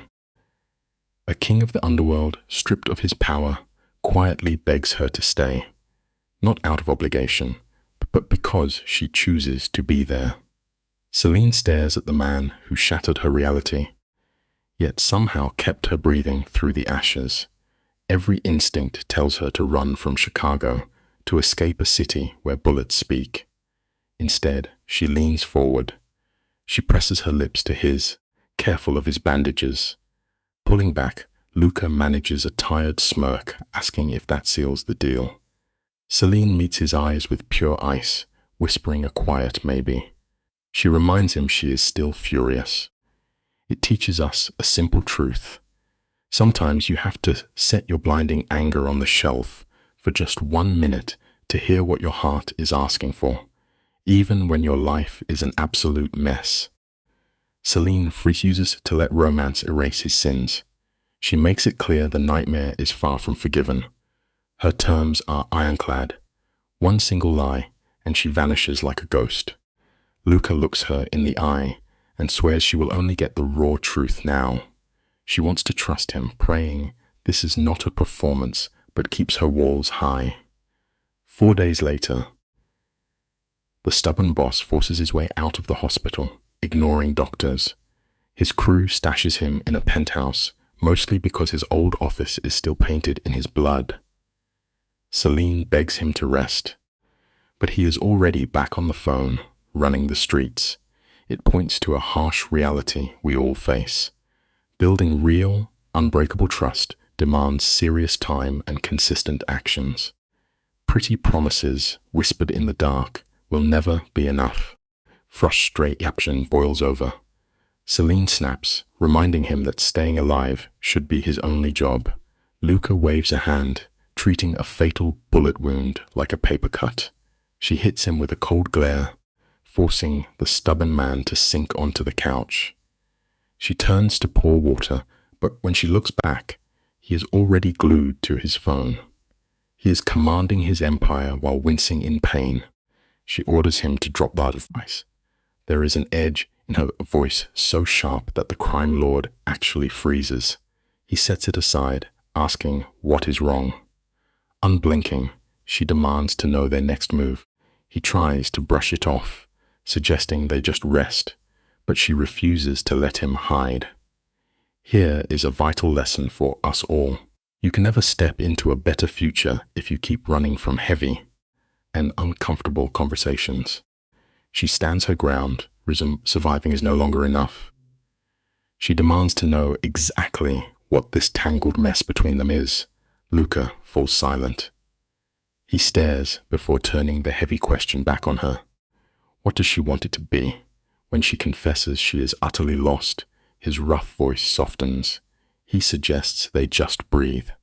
One single day at a time, zero expectations, just the two of them. Celine studies the dangerous man who promised her sanctuary, but dragged her into a hurricane. She slowly nods, but draws a firm line in the concrete. One more lie, one more shadow game, and she walks out forever. It brings us to a truth we must never forget. Drawing hard boundaries is never a selfish act. It is the absolute only way to guard your peace when you are dealing with an unpredictable world. Fighting through searing agony, Luca leans forward to make a sacred vow. He swears his remaining days will be spent answering for his sins. He promises radical honesty, offering back the freedom he stole, vowing to never overlook her value. Again, his dark eyes hold pure conviction. Celine feels the tight knot in her chest loosen and accepts his word. 2 weeks pass. As Luca heals, Celine steps out of the shadows, taking the wheel of his legitimate businesses. She learns that running a criminal empire perfectly mirrors a massive corporation, just with deadlier consequences and heavier artillery. This brings a beautiful revelation to light. Sometimes, being shoved out of your comfort zone is the absolute only way to uncover the fierce, hidden power you never knew you had. We all need a shield when the storm hits. For Celine, that shield is Margaret. The attorney practically lives at the penthouse now, dropping thick contracts onto the table. She reminds Celine she is still dancing with major felonies. Margaret is made of pure ice. She promises as long as Celine stays under Luca's wing, she is untouchable. Untouchable is a dangerous word in Chicago. When federal agents knock, Margaret blocks the door. She unleashes a terrifying blend of legal brilliance and subtle threats. Celine wisely decides not to question. Grant's demise remains filed as a tragedy, and the press moves on.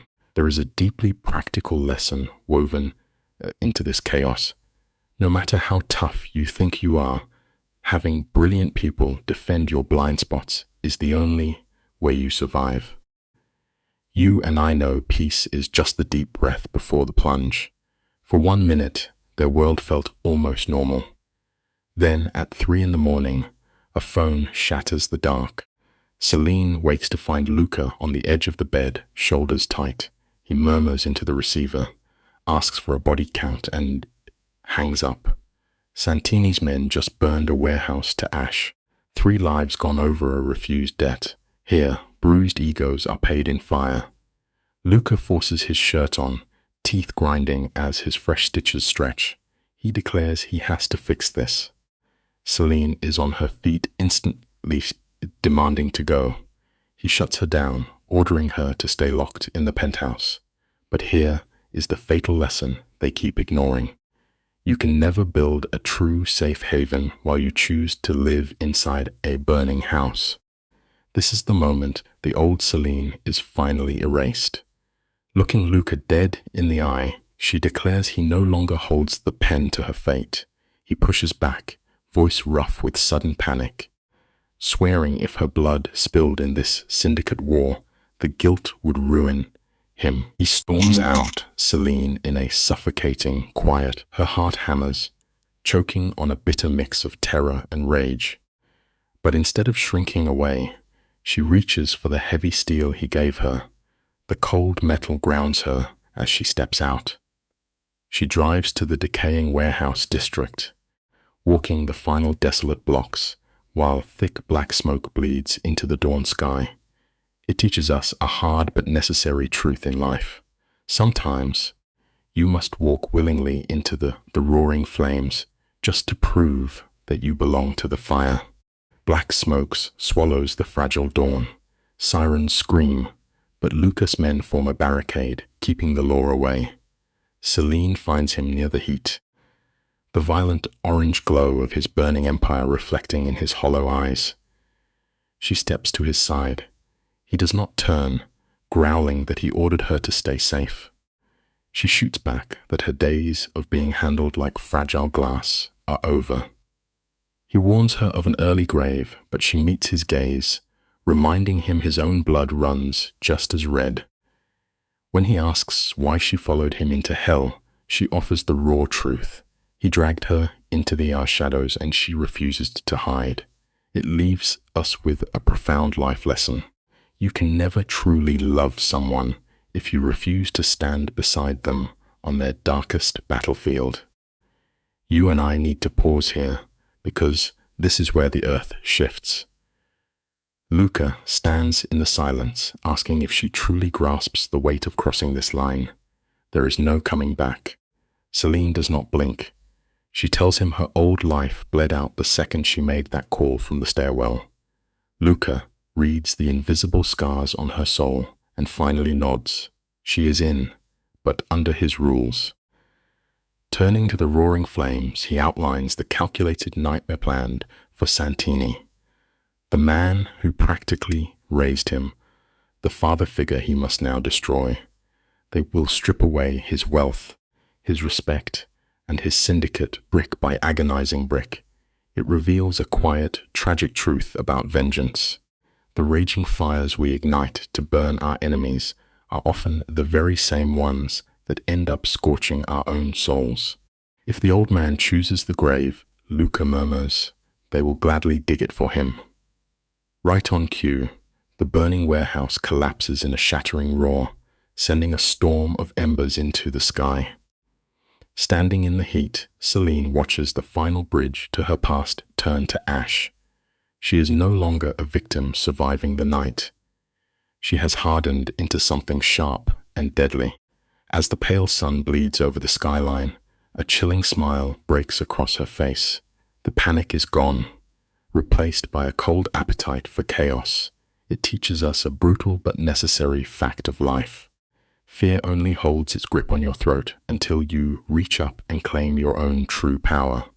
And just like that, the syndicate war begins. Not with gunfire, but with frozen bank accounts and dead phone lines. A perfectly silent strangulation. The old criminal empire did not fall in a day.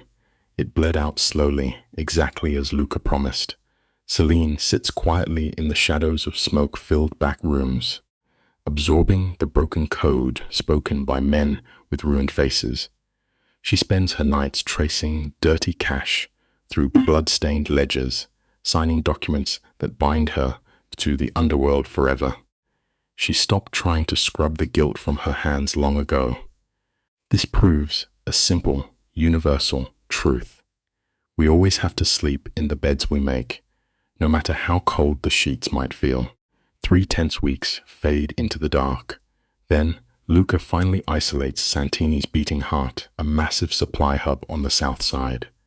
On paper, it ships ordinary furniture. In reality, it is a flowing river of illegal painkillers, hiding in plain sight. Luca stands over the blueprints like a ghost staring into his own grave. He turns every trick the old man taught him into a weapon. They are hitting the compound at 4 in the morning, when the guards change and the city sleeps. Get in, blind the cameras, drain the vault, and vanish before the sirens spin up. Celine studies his cold eyes and asks the hard question. Why intentionally poke the bear? Why beg Santini to hit back? Luca does not look up. A desperate man, he whispers, will always make a fatal mistake. This highlights a truth we often forget. The hardest lessons in life is always come with a steep price, and pushing someone to the edge is how you find out who they really are. Celine knows she should feel sick about this cold-blooded trap. The chilling truth is, Celine feels nothing but a freezing calm settling into her bones. She asks Luca when they are leaving. He pauses, questioning her claim that they are a true team. She tells him she is past pushing papers and knows exactly what she owes the dark. He searches her face for hesitation, but finds none. He agrees, but makes one rule clear: she stays in the shadows. It is a vital life lesson about embracing your path. Once you accept the weight of your choices, the paralyzing fear simply evaporates. By 3:30 in the morning, the city is a silent graveyard. 4 dark cars glide through the mist with 12 armed men. Celine rides shotgun, the tactical vest pressing against her chest like an iron cage. Then, out of the creeping fog, the brutal concrete fortress finally appears in the pitch black. The compound is wrapped in cold steel. Fences, sweeping cameras, and glaring floodlights turn the dead of night into artificial noon. But Luca brought his best ghost. The tech guy silently severs the video feeds, leaving the brutal lights burning so the guards suspect nothing. In the shadows, the crew slices a clean tear through the hidden east fence, bleeding into the compound like dark water. Inside, the sheer scale of the operation is dizzying. Mountains of shipping crates swallow the night sky. The air bites at their throats, thick with the stench of diesel and a harsh chemical tang. It is a stark reminder that survival often depends on how well you can endure the toxic environments built by others. Luca signals with his hand. The squad shatters. A few men melt away to hold the exits, while the rest drift silently toward the main records room. Stick with me here, because this is where the tension pulls tight. Celine moves like Luca's shadow, drifting into the belly of the warehouse. They find the old man's fortune inside a massive steel cage. Luca's enforcer steps up with hydraulic cutters. The metal snaps like bone, silent under the hum of the generators. The doors swing open to reveal a kingdom of poison. A crate is pried open, exposing endless rows of tiny bottles, millions in heavy painkillers, the dark currency of ruined lives. It teaches a bleak lesson about human greed. Some men will gladly build their towering empires on the quiet suffering of thousands. Luca stares at the dirty wealth that paid for his childhood. Taking a cold photo for the buyer, he makes one whispered call to summon the transport trucks. Then they wait in the suffocating dark, listening to their own jagged breathing. The silence shatters as 3 trucks roll into the loading bay, headlights slicing the gloom. Luca's men operate like an oiled machine, tossing crates into the dark with precision. Celine holds her position by the steel doors, gripping her weapon tight. Blood rushes in her ears, her heart pounding. This is the jagged edge of the underworld. It proves how the most dangerous moments in life often arrive when we are entirely focused on something else. A sudden scrape of boots echoes out. A security guard steps from the blackness, trembling violently. He holds a radio and a drawn pistol. Celine instantly levels her barrel at his chest, her voice cutting through the damp air, commanding him to freeze. The man nearly drops his gun, pleading in a broken whisper that he is merely a worker trying to survive his shift. The guard is weeping, confessing that his bosses will bury him if the cargo vanishes. Celine's eyes stay cold. She warns him that if he raises the radio, her crew will put him in the ground. Behind her, the doors slam shut on the last loaded truck. Time is up. Then, the desperate man chokes back a sob, whispering about his 2 little kids at home. That raw confession strikes Celine in the ribs. Here is a profound truth we must remember. True power is never found in the lives you take, but in the fragile ones you choose to spare. She lowers her weapon a fraction. She tells him to think of his family, drop the steel, and vanish. Walking away alive is his only victory tonight. He drops his gear and bolts into the thick fog. Luca drifts out from the shadows, spots the abandoned radio on the ground, and offers her a quiet, knowing nod. Luca could have ended the man right there, but he let her mercy stand. With one sharp gesture, the crew loaded up. Engines screamed as they tore through the gates and melted into the dark. When the sirens finally wailed, authorities found only tire tracks and a babbling guard. But you and I know a tragic truth about this world. If you force someone into a corner, you must be prepared to face their absolute wrath. 2 days later, the old man answered. A massive car bomb ripped the face off Lucatus restaurant in the dead of night. No one died, but the fiery message echoed through the streets. Yet Luca did not flinch. He pushed back against the man who raised him with a cold grief. He burned another warehouse to ash and began buying off Santini's most loyal men. The father and son were hopelessly locked in a deadly, heartbreaking dance of destruction. The streets were consumed by an invisible war. Celine was operating on pure fumes, her nervous system completely rewired by sustained paranoia. Every creaking floorboard felt like a harbinger of the grave. Sleeping with a weapon under your pillow is a stark visual for a broken psyche. We must understand a simple, meaningful life lesson here. Living strictly on borrowed time will inevitably hollow out the human soul.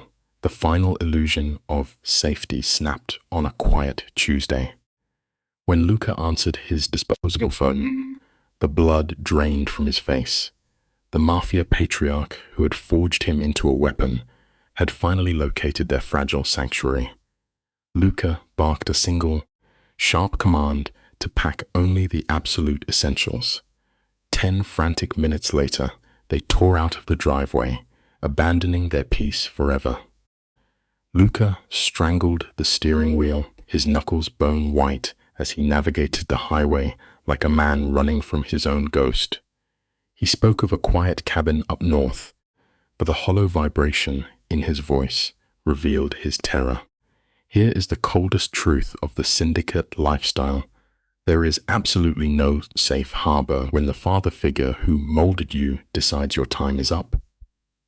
Barely past the city limits, a black sedan materialized in their rear view. Today, you and I are going to unpack this story together, observing those shadowed assassins behind the glass. Luca yelled a warning and buried the accelerator. The engine roared, pushing 100 miles an hour. Yet a second heavy vehicle glided effortlessly to their side, its dark window slowly dropping to reveal the Reaper waiting within. The cold steel of a weapon breached the morning air, a brutal contrast to the quiet suburban exit. Luca screamed for Celine to take cover right as a bullet shattered the back window, scattering diamonds of broken glass across her shoulders. A second shot tore through the door frame, missing her by fractions of an inch. Tires screaming in agony, Luca violently whipped the car onto a neighborhood street. Here is a simple, meaningful life lesson: to remember the consequences of your violent past will never politely knock, nor will they spare the innocent bystanders around you. With the heavy pursuit vehicle rapidly closing the distance and spitting lead into their mirrors, Luca relied on pure, unfiltered survival instinct. He slammed both feet onto the brakes with everything he had. The vehicle whipped violently across the cold asphalt in a desperate skid. The pursuing driver had absolutely zero time to correct their trajectory. They slammed into Luca's car with the sickening crunch of yielding metal. Celine felt the shock wave rattle deep into her bones as the airbags detonated, choking the space with thick powder. Listen closely, because here is a simple, meaningful life lesson times, you must engineer a catastrophic wreck just to disrupt the momentum of your own destruction. Before the ringing in her ears could fade, Luca was already dragging her out of the ruined chassis. They sprinted with the raw panic of the hunted. Behind them, battered enforcers crawled from the wreckage with weapons drawn, but the couple was already vaulting a wooden fence. Stepping into the chaotic flow of oncoming traffic, Luca leveled his weapon at a passing truck. He commanded the terrified driver to run, securing their escape. He shoved Celine into the passenger seat and peeled out, leaving behind a neighborhood rapidly devolving into a chorus of sirens.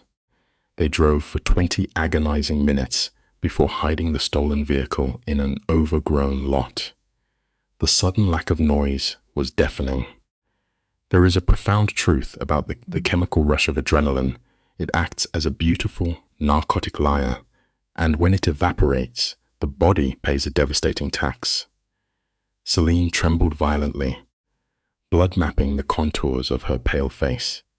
Luca checked her over, quietly asking if she was functional. She offered a numb denial, but her physical wounds were superficial. Luca offered a quiet word of validation, telling her she performed well under fire. When Celine angrily retorted that they were nearly slaughtered, he delivered a chilling observation. She was still drawing breath.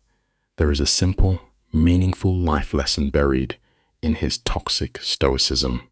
Hollow comfort is utterly useless when biological survival is the only currency left.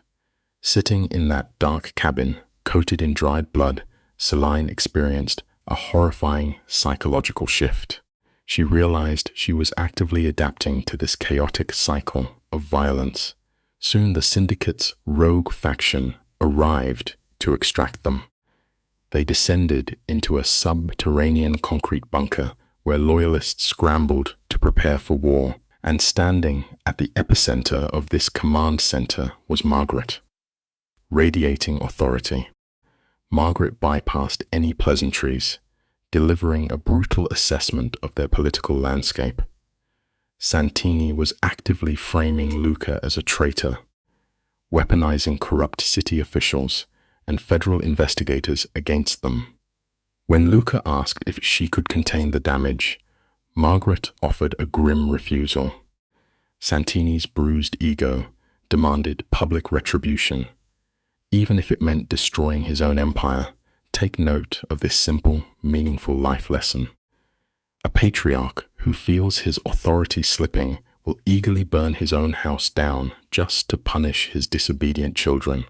Unfazed, Luca calmly announced his intention to assassinate his former mentor tonight.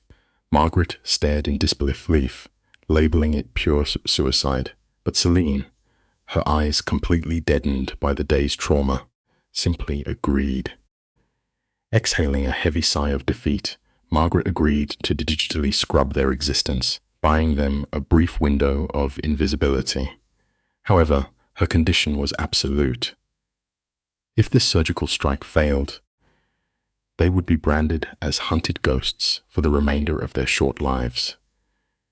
Keep this simple, meaningful life lesson close to your heart. When you choose to sever your ties with a burning bridge, you must be prepared to swim against a violent current. Luca absorbed the warning without a flinch, driven entirely by his own vengeance. The target was Santini's crown jewel, an upscale dining establishment that functioned as the syndicate's beating heart. Luca believed the inner circle was gathering there tonight. It was a perfect tactical opportunity, or the most sophisticated trap ever designed. Luca selected 8 hardened enforcers, each man a willing participant in this suicidal chess match. When Celine demanded a seat in the convoy, Luca tried to enforce his traditional protector role, claiming she lacked the necessary skills. Celine shattered that illusion with a razor-sharp counter. Her lethal education had commenced the moment he handed her a firearm.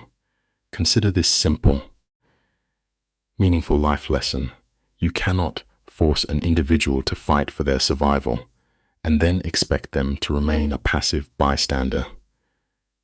Recognizing the hardened resolve in her posture, Luca finally yielded, though he ordered her confined to the perimeter vehicle. By 10 o'clock, 4 silent sedans crept toward the glowing restaurant, carrying the heavy weight of impending slaughter. From the outside, the establishment radiated warmth, a masterful deception hiding its true nature. Let us pause here because you and I are going to look at this pivotal moment together.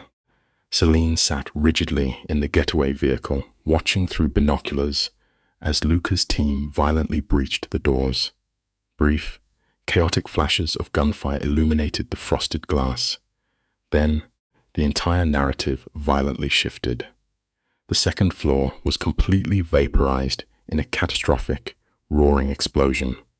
A kinetic shockwave rocked Celine's car as flames consumed the roof. The simple, meaningful life lesson here is deeply tragic. The moment you believe you have successfully cornered the devil, he will simply rewrite the rules of the game. Deafened and terrified, Celine sprinted directly into the inferno. Civilians scattered in terror as flaming debris cascaded from the sky, but Celine moved against the tide, plunging into the ruins. The interior was a claustrophobic portrait of hell, illuminating a landscape of absolute devastation. She discovered a bleeding loyalist near the shattered bar, demanding Luca's location. He gestured weakly toward the kitchen. Remember this simple, meaningful life lesson. Human attachment is a powerful force that will frequently override our most basic survival instincts. Navigating the toxic smoke, Celine stumbled over unrecognizable object she wisely chose to ignore. Finally, she found him. Luca was pinned beneath a massive architectural support beam, completely motionless. She fell to her knees, screaming his name until consciousness slowly returned to his face. A charred structural beam was compressing as Luca's lower body, causing a dark arterial pool to spread across the tile. Celine anchored her hands against the scorching wood, pulling with all her might, but the debris felt cemented to the earth. With the fire closing in, Luca attempted a final act of martyrdom, demanding she abandon him. Write this simple, meaningful life lesson down. Sometimes an illogical, ferocious stubbornness is the only barrier standing between a loved one and a violent demise. She utterly rejected his command, unleashing a primal scream as she strained against the weight. Suddenly, 2 brutally burned forces materialized, adding their strength to the effort. The beam shifted. Luca screamed in agony as they dragged his ruined body free, and Celine ordered them to move. They dragged Luca upright, his scream of agony slicing through the smoke as consciousness slips from his grasp. Celine wedges herself under his shoulder, an enforcer taking his other side, and they stagger toward the exit. They burst onto the pavement seconds before the building violently pancakes into ash. Celine slumps onto the cold curb, cradling Luca as sirens begin to wail. The enforcer panics, insisting they vanish, but Celine demands to know if Santini is dead. The man shakes his head in utter defeat. Santini was never there at all. It was a flawless trap, and Celine's vision fades into a heavy black. Take this simple, meaningful life lesson to heart. The most destructive traps in life are often the ones we proudly walk into ourselves. You and I can guess things went completely sideways after that. Celine tells a fading Luca they have to vanish before the authorities swarm the block. Through absolute chaos, they haul his wounded, bleeding body into a dark getaway car and peel away from the blazing scene, leaving a mountain of consequences in their wake. Celine sits crammed in the back, Luca resting in her lap as warm blood slowly soaks her clothes. Amazingly, the man refuses to die. He survives brutal surgery, waking up with cold metal pins in his shattered leg and a permanent limp. They pack up their broken lives and disappear to a nameless hideout off the grid. Here is a simple, meaningful life lesson for us to remember when a conflict demands your blood. It stops being business and becomes deeply personal. Picture the scene with me, listeners. Luca is entirely bedridden, fighting through sheer agony while a dangerous power vacuum threatens to swallow his empire. Stepping right into that heavy silence is Celine. There is no grand coronation. She simply stands before hardened men who deal in death, freezing them with a stare colder than winter. They assume she is just a scared girl, but she shatters their pride by matching their dark ruthlessness. 2 weeks later, her network locates Santini, rotting in an isolated compound and choking on his own paranoia. Celine carries this fatal secret directly to Luca. Never forget this simple, meaningful life lesson in a broken world. True power is never handed to you. It is only taken by those willing to bear its terrible weight. The bedroom air feels entirely suffocating. Luca sits propped against the headboard, his shattered leg elevated, eyes burning with a hunger for revenge. When Celine reveals Santini is abandoned, Luca forces his broken body upright. He bites back sheer agony to declare their war ends tomorrow. Celine stands her ground, refusing to let him throw his life away. Luca stubbornly argues he will ride in the car just to watch his enemy bleed. Then Celine sits quietly on the mattress and shatters his entire reality.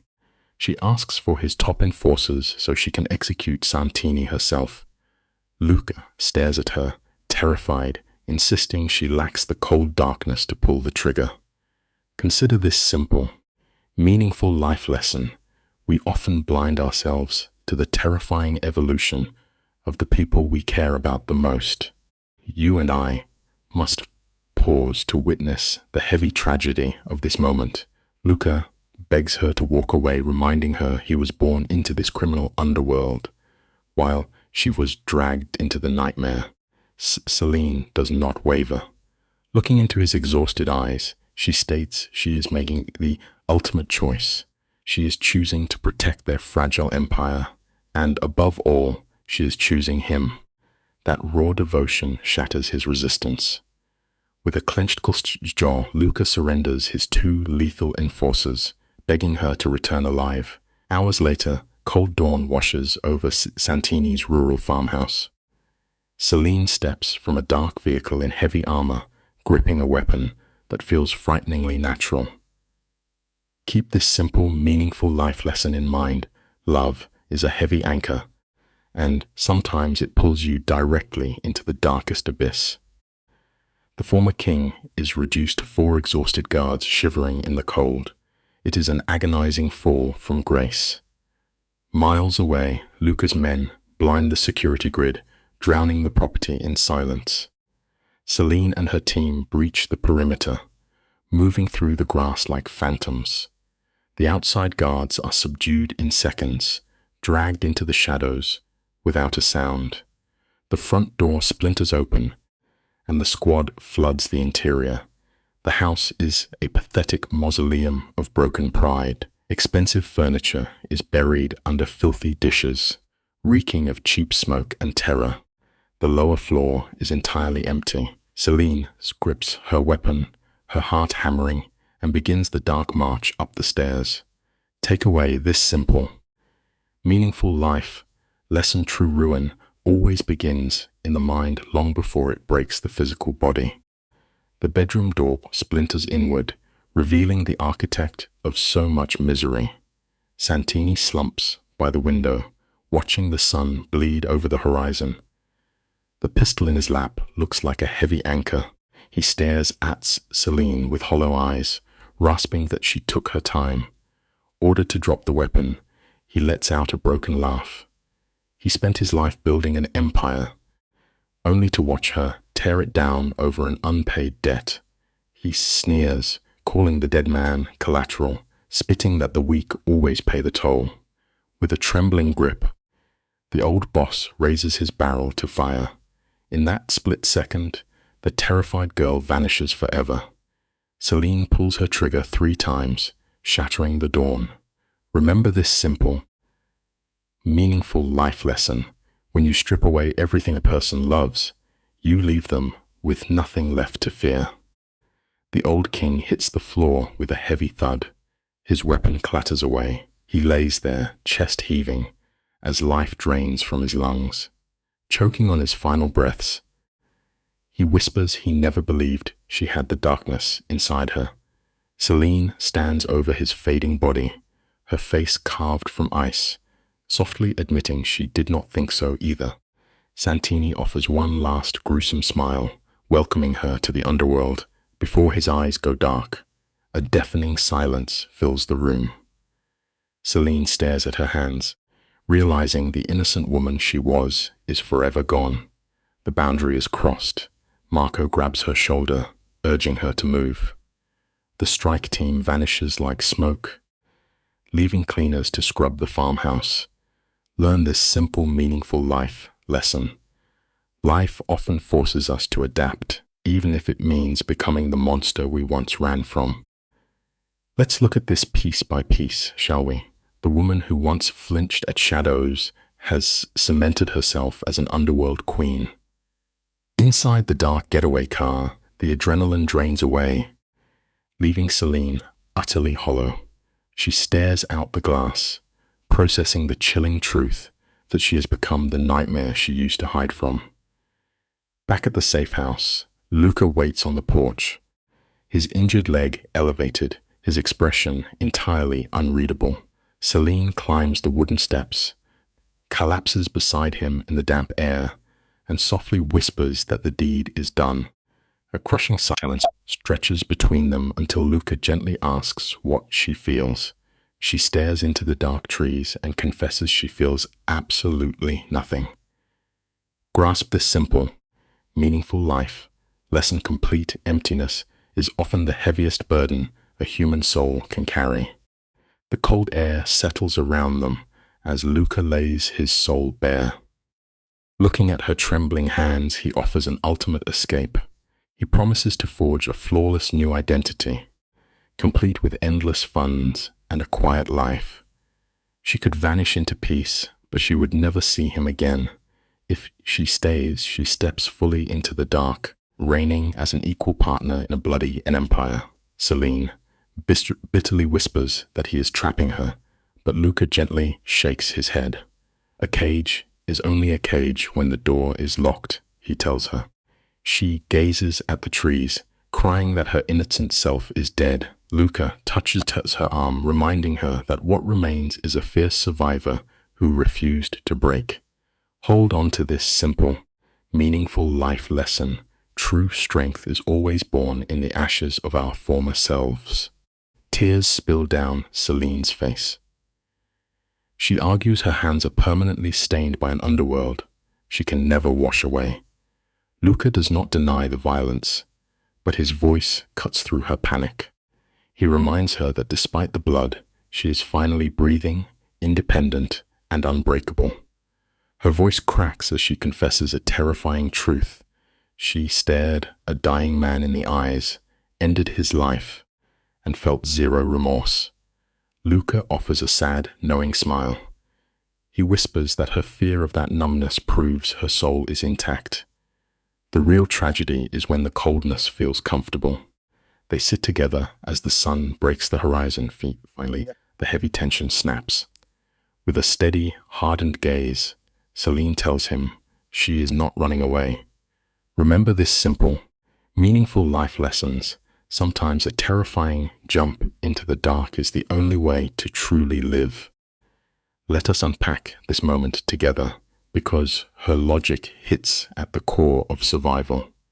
Celine looks at the man who pulled her from the wreckage and admits she spent 3 years paralyzed in shadows. The past 6 months taught her to bare her teeth.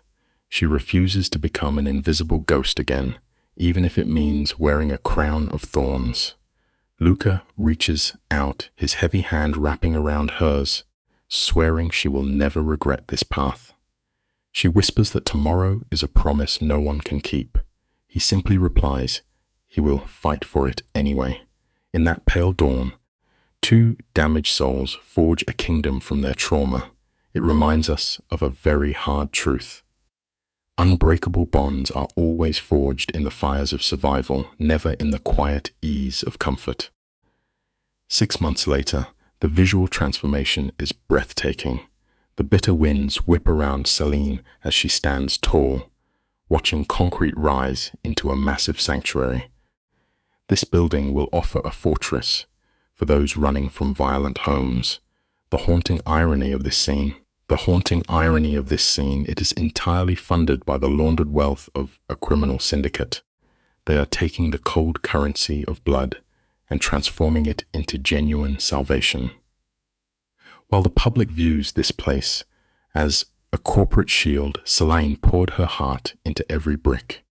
She designed the escape networks, mapping out the exact lifelines she desperately prayed for during her own years of terror. True healing begins the moment you take your deepest pain and use it to protect those who cannot protect themselves. The tap of a polished cane signals Luca is near. He steps beside her, his healing leg finally bearing weight. Gazing at the rising steel, he softly calls her a miracle worker. Celine offers a small smile, claiming she is just putting their dark resources to practical use. The city noise fades as Luca leans on his cane. He gently asks if her mind ever drifts back to that violent dawn. Without looking away, Celine admits the ghost of that morning haunts her daily. Not as regret, but as a permanent reminder of the true cost of power. Luca watches her with absolute devotion, deeply proud that she gathered her broken ashes to build an empire of hope beside him. Real love is never pristine. It is simply the act of building a beautiful future directly on top of your darkest ruins. We have reached the final chapter of this dark tale. Celine rests her head against his coat, asking where else she could possibly belong. Luca reminds her she holds the keys to her cage, but they know true freedom is an illusion abandoned long ago.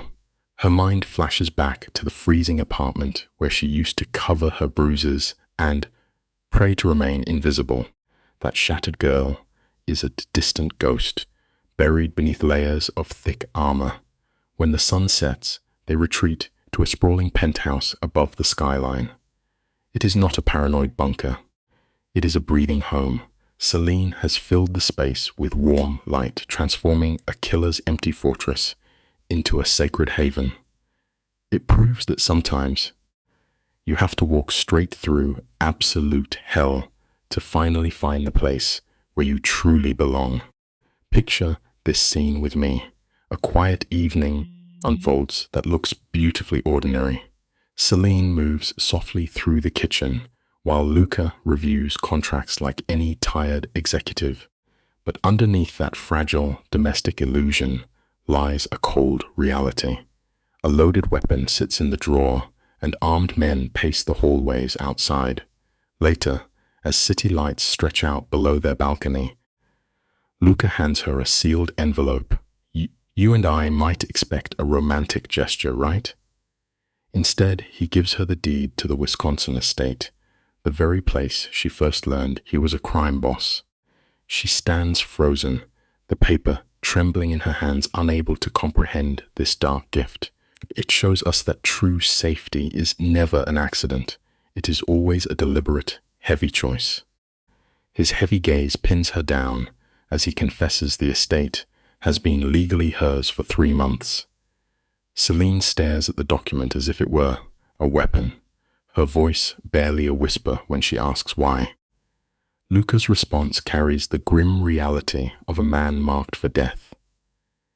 He needs her to have a sanctuary, completely severed from his rotting underworld, in case he never makes it back.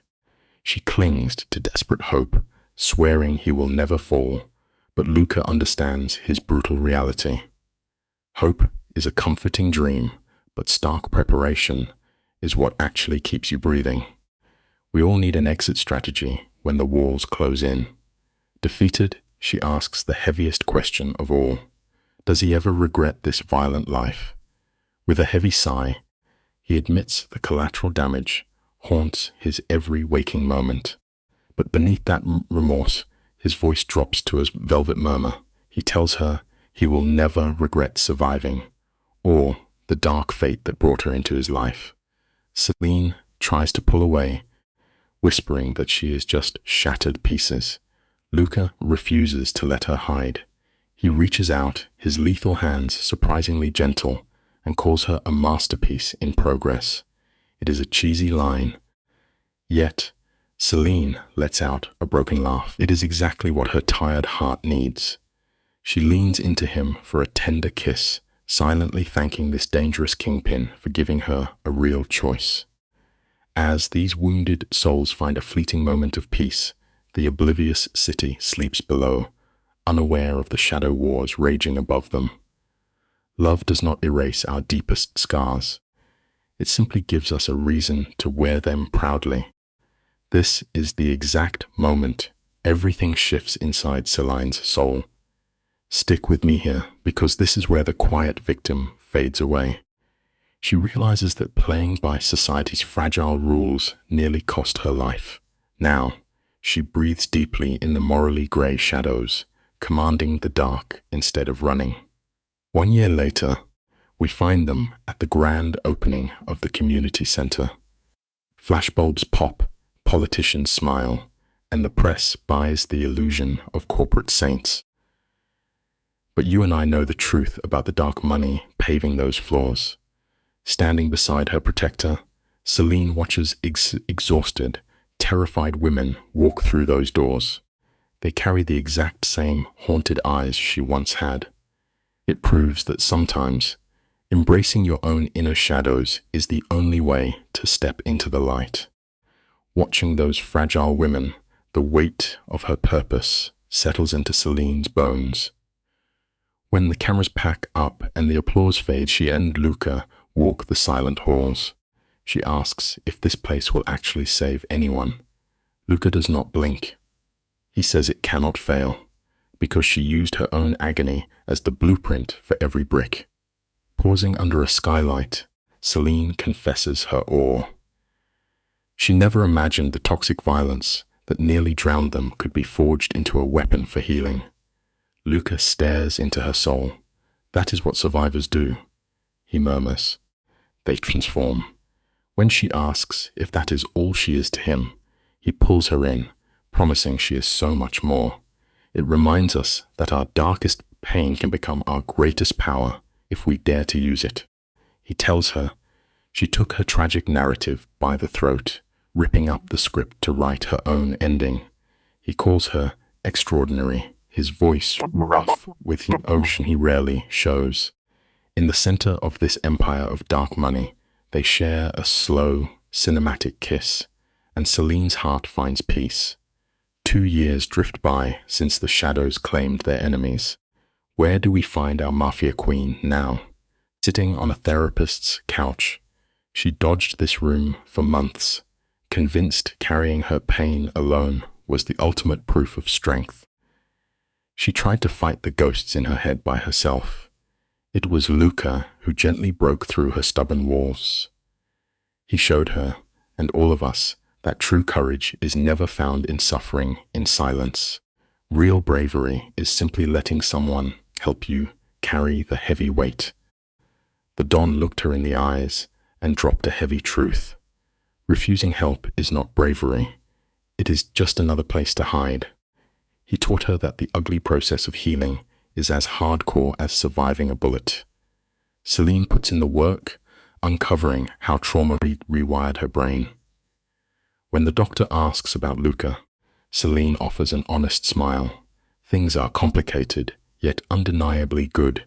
Does she trust the deadliest man in the city? Yes, but without her old, blind naivety.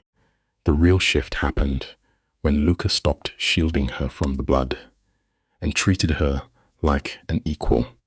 Her greatest victory was not winning a mob boss's heart. It was realizing she never needed a knight in shining armor. She picked up the sword and saved herself. It proves we alone hold the power to write our final chapter. The therapist calls her realization a sign of profound growth. Celine leans back, eyes heavy with memories, admitting it feels more like survival. In their ruthless underworld, those words are identical twins. Outside, she watches oblivious citizens chase ordinary routines, blind to the shadows beneath them. Scrolling through her phone, she traces her new reality. A rare, unguarded smile from Luca. Suddenly, her screen buzzes. The Don himself is confidently threatening to cook dinner tonight. She replies with a jab about his tragic culinary skills, surrendering only if she picks the wine. Stepping into the warm sun, Celine understands something essential. Healing does not mean erasing your darkest chapters. It simply means giving yourself permission to finally enjoy the light. The city stretches out, packed with lethal danger and wild possibilities. Celine walks straight into it, chin held high. She is terrified, but she finally understands that courage is not the absence of fear. It is feeling your hands shake and marching forward anyway. Let us jump ahead 5 years into their reign. Celine stands before a mirror, adjusting her sharp midnight blazer. The room echoes with a shared life, mapping out a partnership forged in fire. Luca's massive frame fills the doorway. He watches his queen, murmuring that she looks beautiful. Celine smirks at his reflection, replying that she just looks tired. It is a powerful reminder for all of us. The absolute strongest armor you can ever wear is simply the quiet, unshakable confidence of knowing exactly who you are. Luca smirks, dark eyes gleaming, insisting those two things are the same to him. Tonight brings a new battlefield, a massive black tie, gala. The ballroom drips with wealth, crawling with politicians desperate to buy a halo. Celine despises these hollow rituals, but plays the twisted game flawlessly, knowing their dirty money builds her sanctuaries. At the microphone, she delivers a chilling speech about surviving the impossible. She never begs for pity or names her ghosts. The aura of a woman who walked through hell is more than enough. Billionaires rush to hand her massive checks as she flashes a polished smile. True power is never just about raw force. It is knowing how to use the vanity of a broken world to build your own unbreakable empire. As the crowd thins, Luca finds her on a shadowed balcony, wrapping his arms around her to praise her speech. Celine argues she barely spoke 12 sentences. He murmurs she said them perfectly. Leaning against the railing, she asks if he ever thinks about their bloody beginnings. The Don's armor drops. He confesses his deep regret for the suffering he caused and the target he painted on her back. Yet his tone turns fiercely possessive. He swears he will never apologize for fighting for her. Celine tangles her fingers with his, whispering they are a total disaster. He softly counters, they are a beautiful mess. It reminds us that love is rarely a pristine fairy tale. The most enduring human bonds are often forged in absolute chaos, deeply scarred but undeniably your own. Breathing the sharp night air, Celine processes the massive scale of what she survived. This dangerous, beautiful empire is her final chapter. It is no fairy tale where a spotless knight rescues a helpless maiden. The life she built is complicated, laced with lethal threats, and cemented on a brutal foundation of impossible choices. But the intoxicating part? Every single piece of it is undeniably hers. She chose this jagged path, fighting tooth and nail to earn her throne. Standing shoulder to shoulder with Luca, watching their kingdom she realizes an ultimate truth we all must face. True freedom is never about desperately trying to outrun the dark. It is about learning to walk straight through the terrifying shadows without ever letting them consume your soul. You and I are going to look at this and ask one final question. Was all this unimaginable chaos worth it? Honestly, yes. Because Celine did the most terrifying thing a person can do. She chose herself. She took the smoking wreckage of a vicious mob war and built an empire from the ashes, refusing to apologize for surviving. As neon lights bleed through the falling rain, Celine just stands there, smiling. For the first time, the running is over. No more hitmen, no lingering ghosts, no regrets. She is at the pinnacle of the city, standing beside the biggest boss of them all. And maybe that is the most profound lesson we can take away from her story. Sometimes, the only way to truly escape the consuming darkness is to stop running, turn around, and completely own the night. Luca Darrow offers Celine protection, but the story wisely shows that protection can be complicated when it comes from someone with enormous power. At first, Luca seems like the opposite of Grant. Grant controls Celine through fear, jealousy, and violence. Luca protects her through security, lawyers, money, and influence. He sees her pain when others ignore it. He gives her options, a new job, a new apartment, and distance from Grant.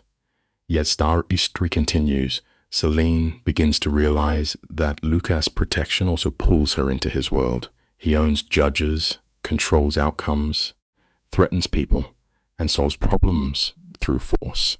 This creates an important education lesson. Being protected is not the same as being free. A person escaping abuse may feel desperate for safety, and that is understandable. But real safety should return choice to the victim, not replace one form of control with another. Luca may care about Celine, but he often makes decisions before she fully understands the consequences. He arranges her life, hides parts of the truth, and expects her to trust his methods.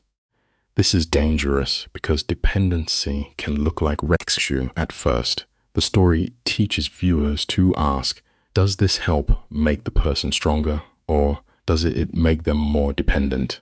Does the protector respect boundaries, or does he use danger as a reason to take control?